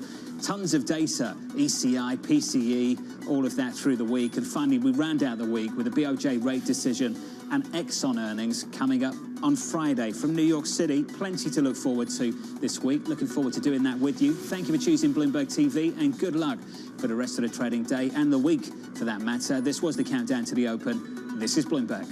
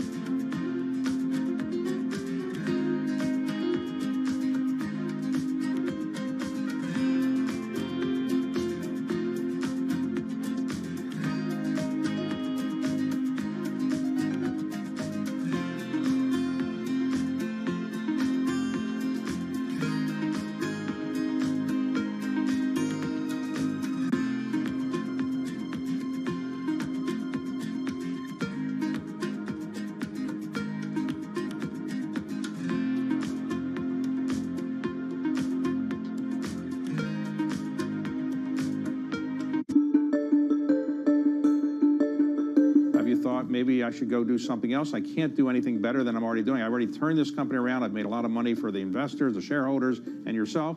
Are you happy doing this? You're going to do this for the foreseeable future? I'm going to do it for the foreseeable future. I love what I do, and the reality is we've accomplished a lot. As you described, we've made Blackstone a lot of money. We made our shareholders a lot of money. More importantly, we've grown the business, and we've been a huge engine of opportunity. If you think about all the jobs we've created around the world, all the communities we've made better places, all the ownership groups who we've helped grow their business, and having built a world-class culture, the opportunities we've created for upward mobility for people.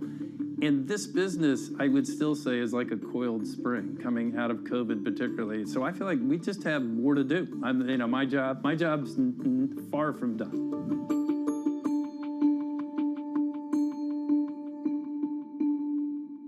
Three prime ministers, 4 chancellors, an energy crisis, and the soaring cost of living.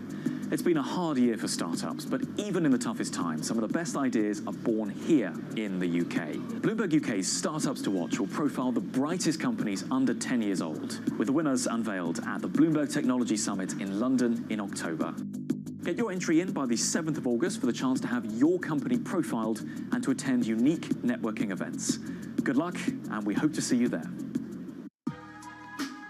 On the David Rubenstein Show, Peer-to-Peer Conversations, I uncover the untold stories of the world's most successful leaders. Watch Wednesdays on Bloomberg Television.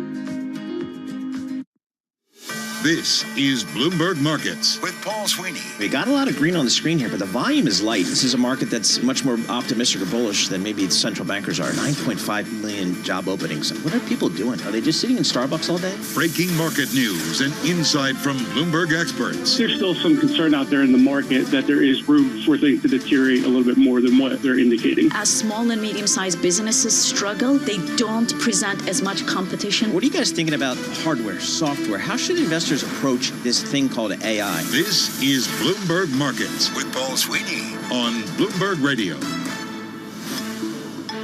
Good Monday morning from the Bloomberg Interactive Broker Studio in New York City to our worldwide audience. We're also streaming live on YouTube. Just head over to YouTube and search Bloomberg Global News.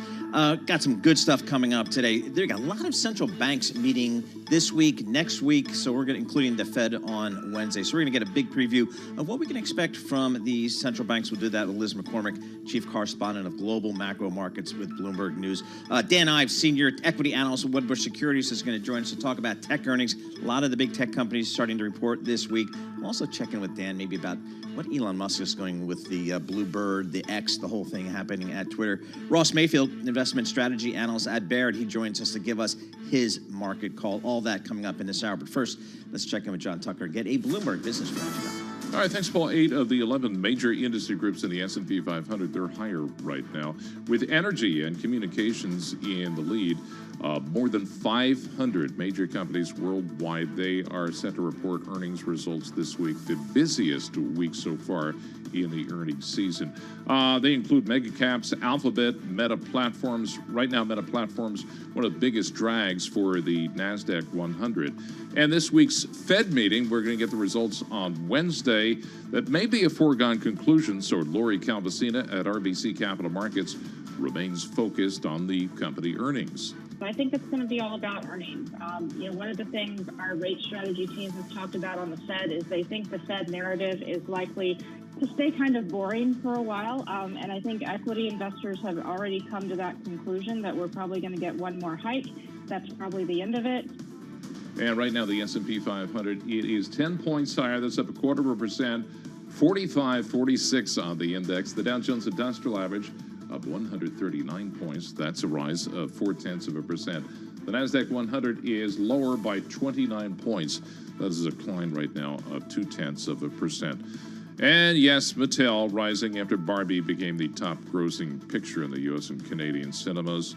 Warner Brothers Discovery, the parent of the Hollywood studio that produced Barbie, that is also higher right now. And we check the markets for you all day long right here on Bloomberg Radio. I'm John Tucker, and that is your Bloomberg Business Flash. Madison and Paul. JT, I'm taking the under on the over-under if John Tucker saw Barbie. Oh, I'm going to go over just because I'm really hopeful. John, did you? I'm waiting for the book to come out. Oh, my God. Oh, I didn't see Oppenheimer. You're really disappointing me today, I didn't John. see Oppenheimer either, which is kind of up my alley, but, you know. But you already know what happens. Yes, yeah, exactly. it worked. It worked, right. All right, John Tucker, thank you so much. Madison Mills, did you see Barbie? You know I was in line seeing it Saturday morning. It was amazing. Amazing. Oh, I loved it. A feminist manifesto for the ages. Really? Yeah, Oh, yeah, awesome. it was incredible. So now It was you piqued my incredible. interest a little bit. I can't wait for you to go see it, and then we can Is discuss there gonna be, I it. wonder if there's going to be a sequel. I mean, you make this kind of money. I think so. You automatically think sequel. That's how they do it in Hollywood. Alex Semenova, she covers Bloomberg Markets for Bloomberg News. Before we get to the market report, Barbie? I did not see Barbie. I think that there was too much anticipation leading up to it, and I assumed that the crowds would be crazy. I don't know what it was like. So you're going to wait a little bit? I'm going to wait. I'm going to wait it out, maybe in a few weeks, or maybe just wait for it to No, you hit. got to go in theaters. Yeah. Yeah, you got to go into theater. That's what I hear. So I don't know. I haven't been to a movie theater in ages. I don't think I've been since before COVID, so maybe it'll be my chance to we finally got to get you return. back in there. Yeah. All right, what do you got for us in the markets, Alex? So it is a huge week. I cannot overstate how important it is this week. We have a lot of big earnings reports, combined $27 trillion, companies with a combined $27 trillion of market value are gearing up to report. That includes big tech names like Apple and Microsoft, also some other non-tech heavyweights like ExxonMobil. So all eyes are on those corporate results, but you have to emphasize that, we have the Federal Reserve's rate decision this week, and investors are really paying close attention to whether we'll get another rate hike after that. One is largely anticipated for this week, but that's really going to determine the direction of markets for the rest of the year. We, also, Paul, always talk about tech concentration and a lot of discussion about the equal weight S&P 500 catching up. We now have JP Morgan Chase & Co., Goldman Sachs, and Bank of America all kind of pointing to the equal weight index after the incredible run in the cap weighted index this year. They talk about how this extreme concentration is usually a precedent for outperformance in some of the laggards. They all see that now coming up. Goldman Sachs this morning said that the breadth of the S&P 500's high valuation is reasonable and could rise further this year as some other names join the surge in winners from artificial intelligence. JP Morgan strategist on Friday also said that when we see this happening, investors are going to be a little bit more rational about artificial intelligence than they have been after the initial frenzy. Well, it's so interesting because I can't wait to do a word search for AI and all of the tech earnings that we're going to be getting this week just to see who comes out with the most mentions there. But having said that, we are seeing some tech moves today ahead of the big earnings week, specifically when it comes to Apple, seeing some moves there. Can you talk us through that story? Yeah, so Apple is up about 0.8% this morning after a Bloomberg News report said that it was seeking suppliers to produce about 85 million units of its iPhone 15, which is in line with last year. Of course, when it comes to these big tech companies, it's all about the next big breakthrough. It's all about products, what they're saying about AI, not so much the earnings numbers that they report, which are expected to be solid. So Apple, with that report heading into its earnings, is pretty significant with that move. All right, how about our good friends at Zoom? Yeah, Zoom is an interesting one. Shares were down as much as 5% earlier after RBC flagged concerns over generative AI and competition for the software company and downgraded the sector to sector perform. Of course, Wall Street is treating AI with a lot more scrutiny than it has been previously. Before, you would hear companies mention AI and investors would get all excited about that. But now they're kind of taking a look at it and seeing what companies are actually delivering on when it comes to the AI front. Well, another story that's top of mind for me today as we head into this Monday is the NASDAQ rebalance, Alex. And in terms of what investors are anticipating, like you said, with AI, is there a sense from your sources that this rebalancing was already kind of digested in terms of positioning? Exactly. Because it has been so telegraphed, there's not really a huge impact on the market. It took effect today. Goldman Sachs strategist said that it won't address the concentration concerns that, intended to do. An investment director at Aberdeen said that he doesn't expect a significant impact from the NASDAQ review because it was so well advertised to the market. So we're really seeing that. Any moves in tech today are really coming ahead of tech earnings and the Fed decision, not so much the NASDAQ rebalance. All right, so big weekend earnings coming up, big tech earnings coming up, so we'll be checking with Alex all throughout the weeks. Alex Semenova, she covers Bloomberg's equities for Bloomberg News. We appreciate getting some time there. Let's turn to economics because we've got a lot of eco data this week. We've got a lot of central banks meeting around the globe. I think the Bank of Japan, the ECB, coming this week, along with the U.S. Bank of England next week. So a lot to chew on there from the central bank perspective. Let's break it down with Liz McCormick, Chief Correspondent of Global Macro Markets at Bloomberg News, and Michael McKee, International Economics and Policy Correspondent with Bloomberg News, who joins us here in studio. Mike, just want to start with you. We had the PMIs come out. They didn't look that good to me. I mean, what do manufacturing services, the composite PMI slowed from last month. What do you read into these types of numbers? Well, the economy is slowing, which we expected. The question is, how fast does it slow? The Bloomberg, most recent Bloomberg economic survey that just came out last Friday suggests that economists think that the U.S. economy is going to fall off a cliff starting in this quarter. That includes July. And that's not kind of what the story, the data are telling at this point. Now, you look at a number that's 49 for manufacturing. The PMI is not a great number. It's below the level in theory that is break even. But we still see services healthily above 50 and composite above 50. So things have slowed down, but they don't seem to match up with what people are expecting to happen yet. Okay. So you're a glass half full type of person. I'm a wait until the waitress comes around and ask her to fill it up again. That's very Jay Powell of you. We get GDP numbers on Thursday, and we get the latest spending numbers on Friday, so we'll have a much better view by Friday of where the economy is. Unfortunately for the Fed, they're meeting Wednesday. Yeah. Well, speaking of that optimism, I wonder, Liz, if you can talk us through this nirvana scenario that we're hearing about. And is that what we're going to see?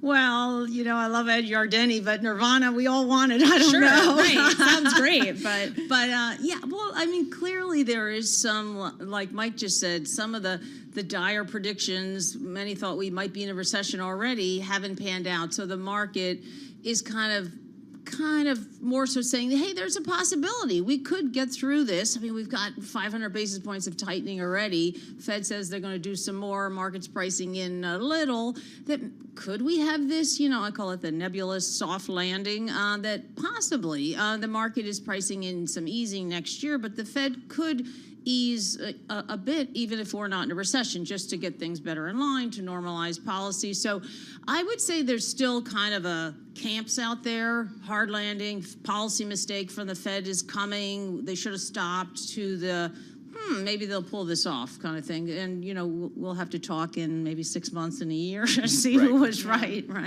right, so Michael, you're the international guy here. Bank of Japan this week, ECB this week, Bank of England next week. How does the market look at some of these other international national banks vis-a-vis what the Fed does? Don't forget the Bank of Ghana, which raised rates today. Oh, good to know. To 30%. Oh, my God. Inflation is running at 42.5% a year there, so they're a little bit above that 2% target. Yeah. But the Fed is driving everything in the sense that we are the by far biggest economy, and it's the most influential central bank, and it is where the U.S. rate settles is what drives currency trading. So everybody's watching that, and then there'll be perhaps more eyes on, at this point, the ECB. They're in the sort of same situation as the Fed. Christine Lagarde and company have to decide whether they're one and done, they're going to do one more, and then they will hold and wait and see what happens, or do they promise to do a series of rate hikes still because they're still concerned about where inflation is. The Bank of Japan, the consensus is that a huge change is coming, the end of yield curve control, but not now. Right. So it's a question of when do they get there. What'll be interesting with the Bank of Japan is to see what their economic forecasts are, because the reporting from Bloomberg is that what we're going to see is a big increase in the Bank of Japan's inflation outlook. They're going to raise their inflation view, which is kind of the opposite of what the other central banks want to do, but it's what the Bank of Japan wants to see happen. So as we head into this kind of triple header of central banks, which do you think we'll learn the most from in terms of where we're heading? Well, it depends, and this is a good question for Liz, because it's a matter of interpretation. What everybody wants to know from the Fed and the ECB is what next, and how specific are they going to be about what next? Whereas the Bank of Japan is not going to really do anything and probably won't say a whole lot, but if they do raise their inflation forecasts a lot, that's going to set up a lot of talk about what do they do next, how much closer are we to the end of yield curve control. So Liz, again, what's kind of the market, does the market feel like this Federal Reserve is still behind the curve? I mean, when you look at the trading week to week, month to month here, it's felt like for a long time the market wasn't listening to the Fed. Yeah, I think the market has kind of thought the Fed was behind the curve on both ends. Obviously late to the party to realize inflation wasn't transitory, so they were slow to tighten, slow to stop their quantitative easing. And then there are some who feel like Fed is going too far. Like the market is only priced for one more quarter-point hike. We know the Fed's dots have said 2. It'd be interesting to see if Chairman Powell, which he's been really, kind of doubling down and saying to whoever he talks to, Congress, whomever, there's 2 more hikes coming. That's what a lot of our officials are signaling. Does he tone that down a little? I think he clearly doesn't want to, just like Christine Lagarde, like Mike was saying, they don't want to kind of gin up animal spirits too much to say we're done, we've won the battle, because they're pivotal, at not a key inflection point, but getting there. But inflation is above both their targets, right? So maybe somebody called it end game communication. Like, how far are we? How do we kind of gingerly get us into, even if it's higher for longer, that they get to wherever and they stay there for a while? That's the next thing. But I think that's what they're trying to say. We're getting closer, maybe more work to do, but we're not for sure done. You know, they don't want to signal that, and I think that's why the market isn't priced for 2 hikes. When you said, does the market think the Fed is still behind the curve? I was thinking, well, it depends on what day of the week it is. Right, exactly. Well, and it's such a great point that they were too late to the party, and now people think they're too late to leave, it sounds like. Liz, based on what we were saying with Mike earlier about this triple header this week, what are you going to be looking at the most? Well, I probably, since I live here, have to say the Fed, because, they do move all boats. For a while, like Edna Kern and I were talking the other day, for a while we all thought maybe BOJ is going to be the most exciting this week, and then we had that great reporting from our folks saying, not this time. Like Mike said, that's like a waiting on Godot. We keep thinking that yield curve control, change, tweak, whatever is coming. So I really think it's the Fed. How do they signal? Is there a way they can, get the market to price up a little bit? I think, Powell wants as much optionality, but this bond market really kind of wants to rally. So we'll see how he does with that.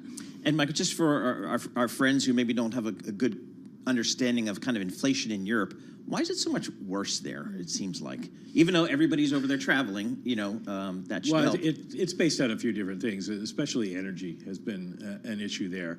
And their indexes are constructed a little bit differently from ours, so they're not directly comparable, but they do show the problems that we've had, and they have had much bigger rate increases with some of the pattern bargaining they have that people are worried about. But can it come down fast? Well, inflation's coming. Energy prices are coming down, so as long as that happens, inflation should come down. And when you look at the PMI, to take us back to where we started, for Germany, 38.8. For manufacturing, that suggests you're going to see some price pressures ease. Okay. Great stuff. Great having you both in here. I looked up and Liz was right there. I was expecting Zoom, but Liz was right there. Liz McCormick, Chief Correspondent of Global Macro Markets with Bloomberg News, and Michael McKee, International Economics and Policy Correspondent, both with Bloomberg News, joining us both here in our Bloomberg Interactive Broker Studio on Monday, by the way. I mean, usually on a Monday, you get the Bloomberg salespeople because they have their big morning meeting on Monday. So all the kids are in. And you get us. And we get some of the economists. And that's how it works, I Well, guess. Liz is doing an incredible Q&A session, I think, tomorrow? Oh, or is today, it later today? pressure's on, Oh, I'm going to be front row. I can't wait. Oh, that's internally for all Internally. all you news So, people. for Okay. all of our See if I bonds survive that questions. hour of Ask Me Anything. It's going to That's be right. great. Liz McCormick getting the benefit of her experience. All right, we're going to have more coming up. This is Bloomberg. Let's get some company news right now with Steve Rappaport. All X Musk's the spot. Elon Musk has rolled out Twitter's new X logo, replacing the iconic bird. Bloomberg's Peter Elstrom has more. He has a thing for the letter X. Of course, he also runs SpaceX, the rocket company. At Tesla, they've got a Model X, and one of his earliest companies was called X also. This was the predecessor to PayPal. What he's trying to do now kind of harkens back to those early efforts where he wants to evolve Twitter from just a messaging platform. He wants to be able to do payments and do audio and video and those sorts of things. Thanks, Peter. Europe's largest budget airline is maintaining business as usual despite extreme weather across the continent. Ryanair CFO Neil Sorahan tells Bloomberg. There have been some issues. The weather has been unseasonably warm in parts of Europe. But that said, we're still operating full schedules where we're still getting people in and out. And people are coming and booking in high numbers as things are. So we'll just continue to monitor the situation as we go. Sorahan says there's been no discernible change in booking trends at this time. Shares of Ryanair down now more than 7%. And Johnson & Johnson says it intends to split off at least 80.1% of the shares of Kenvue through an exchange offer. Investors can swap J&J common stock for shares of Kenvue at a 7% discount. Kenvue shareholders thought the offer would lead to dilution. They were concerned it would reduce the value of existing stakes and their proportional ownership of the company. And those are the company stories we're following this hour. I'm Steve Rappaport. This is Bloomberg. Stay tuned for more Bloomberg Markets with Paul Sweeney coming up right after this.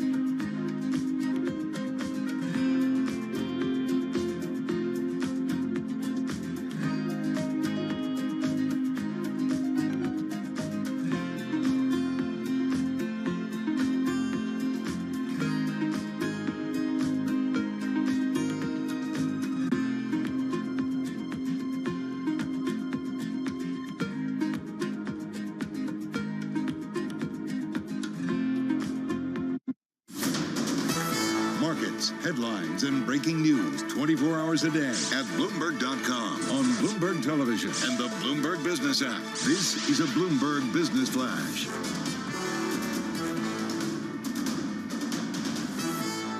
In the green to start the week, I'm John Tucker in the Bloomberg Newsroom with us, Bloomberg Business Flash. Right now, the S&P 500 is 17 points higher. That's up 0.4%. Some economic data to bring you. U.S. business activity expanding in early July at the slowest pace in 5 months. Services growth that moderated. The S&P Global Flash U.S. Composite Purchasing Managers Index fell 1.2 points to 52. Still expansion, though. And, of course, the Federal Reserve meets on interest rates Tuesday and Wednesday. Most economists say the central bank may stand down after 16 months of tightening. The bet is another 0.25% interest rate hike. and then the Fed stands pat. Most economists surveyed by Bloomberg see that happening. Alphabet, Apple, Microsoft leading stocks higher right now. Earnings in the spotlight. This, in fact, is the busiest reporting week globally for stocks. I got to bring you this one. Changes at Quaker Oats. This is an important one. For some background, in the Navy, you have a captain's uniform. It has 4 stripes on the sleeve and shoulder. A commander's uniform has 3 stripes. That means for 6 decades, the uniform worn by Captain Crunch has been that of a commander. No. Quaker Oats finally making a correction, the new look being rolled out on cereal boxes. Huge Wow, controversy. I didn't know All that time, it was Commander Crunch. These are the stories that move markets and why we have you here, John Well, Tucker. not really. Anyway, that's your Bloomberg Business Flash. Maddie and Paul. Big fan of the Captain Crunch. You That's gotta. still standard. You put that in front of me. Game over. We're still doing that. Yeah. That's not a thing. All right. Madison Mills, Paul Sweeney here in our Bloomberg Interactive Broker Studio. Big earnings week. Technology coming into focus. I'm talking Microsoft, Alphabet, Meta, a bunch of others. And I tell you what, these companies better deliver. NASDAQ is up about 34% just year to date. So anticipation in the market for really strong performance. Let's see if they can deliver. Dan Ives, he always delivers. Dan Ives is managing director and senior equities analyst for Wedbush Securities. So Dan, a big week for tech. What do you expect? I think it's get out the popcorn. I mean, in my opinion, we're going to see an uptick in IT spend. I think cloud's going to be strong from the likes of the behemoths, Microsoft, as well as Alphabet. And I think it's all about AI spend. We're starting to see monetization sooner rather than later. I mean, Paul, in my opinion, bright green light on tech, I think up 12-15% the second half of the year. Wow. Dan, how much are you going to be looking at capital allocation when it comes to overall IT spend, companies that are portioning off a larger chunk of that pie specifically to AI? And are there any companies that could be hurt or dinged because of that allocation? Yeah, it's a great question. Look, that's why right now the trophy case at the top of the mountain is in Redmond. I mean, if you look what Nadella and the team have done, I mean, they are in pole position to gain more and more share of budgets. We believe next year we're hearing 8 to 10% of budgets AI driven. This year, less than 1%. Okay. And that's the drum roll. That's the Super Bowl, what everyone's waiting for.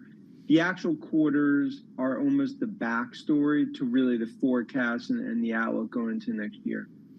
How about the companies that rely upon digital advertising, Dan? That's kind of been, a wobbly business, even amongst all the other key growth drivers in technology. So we're talking about Meta and Alphabet that really rely upon digital advertising. How's that looking right now?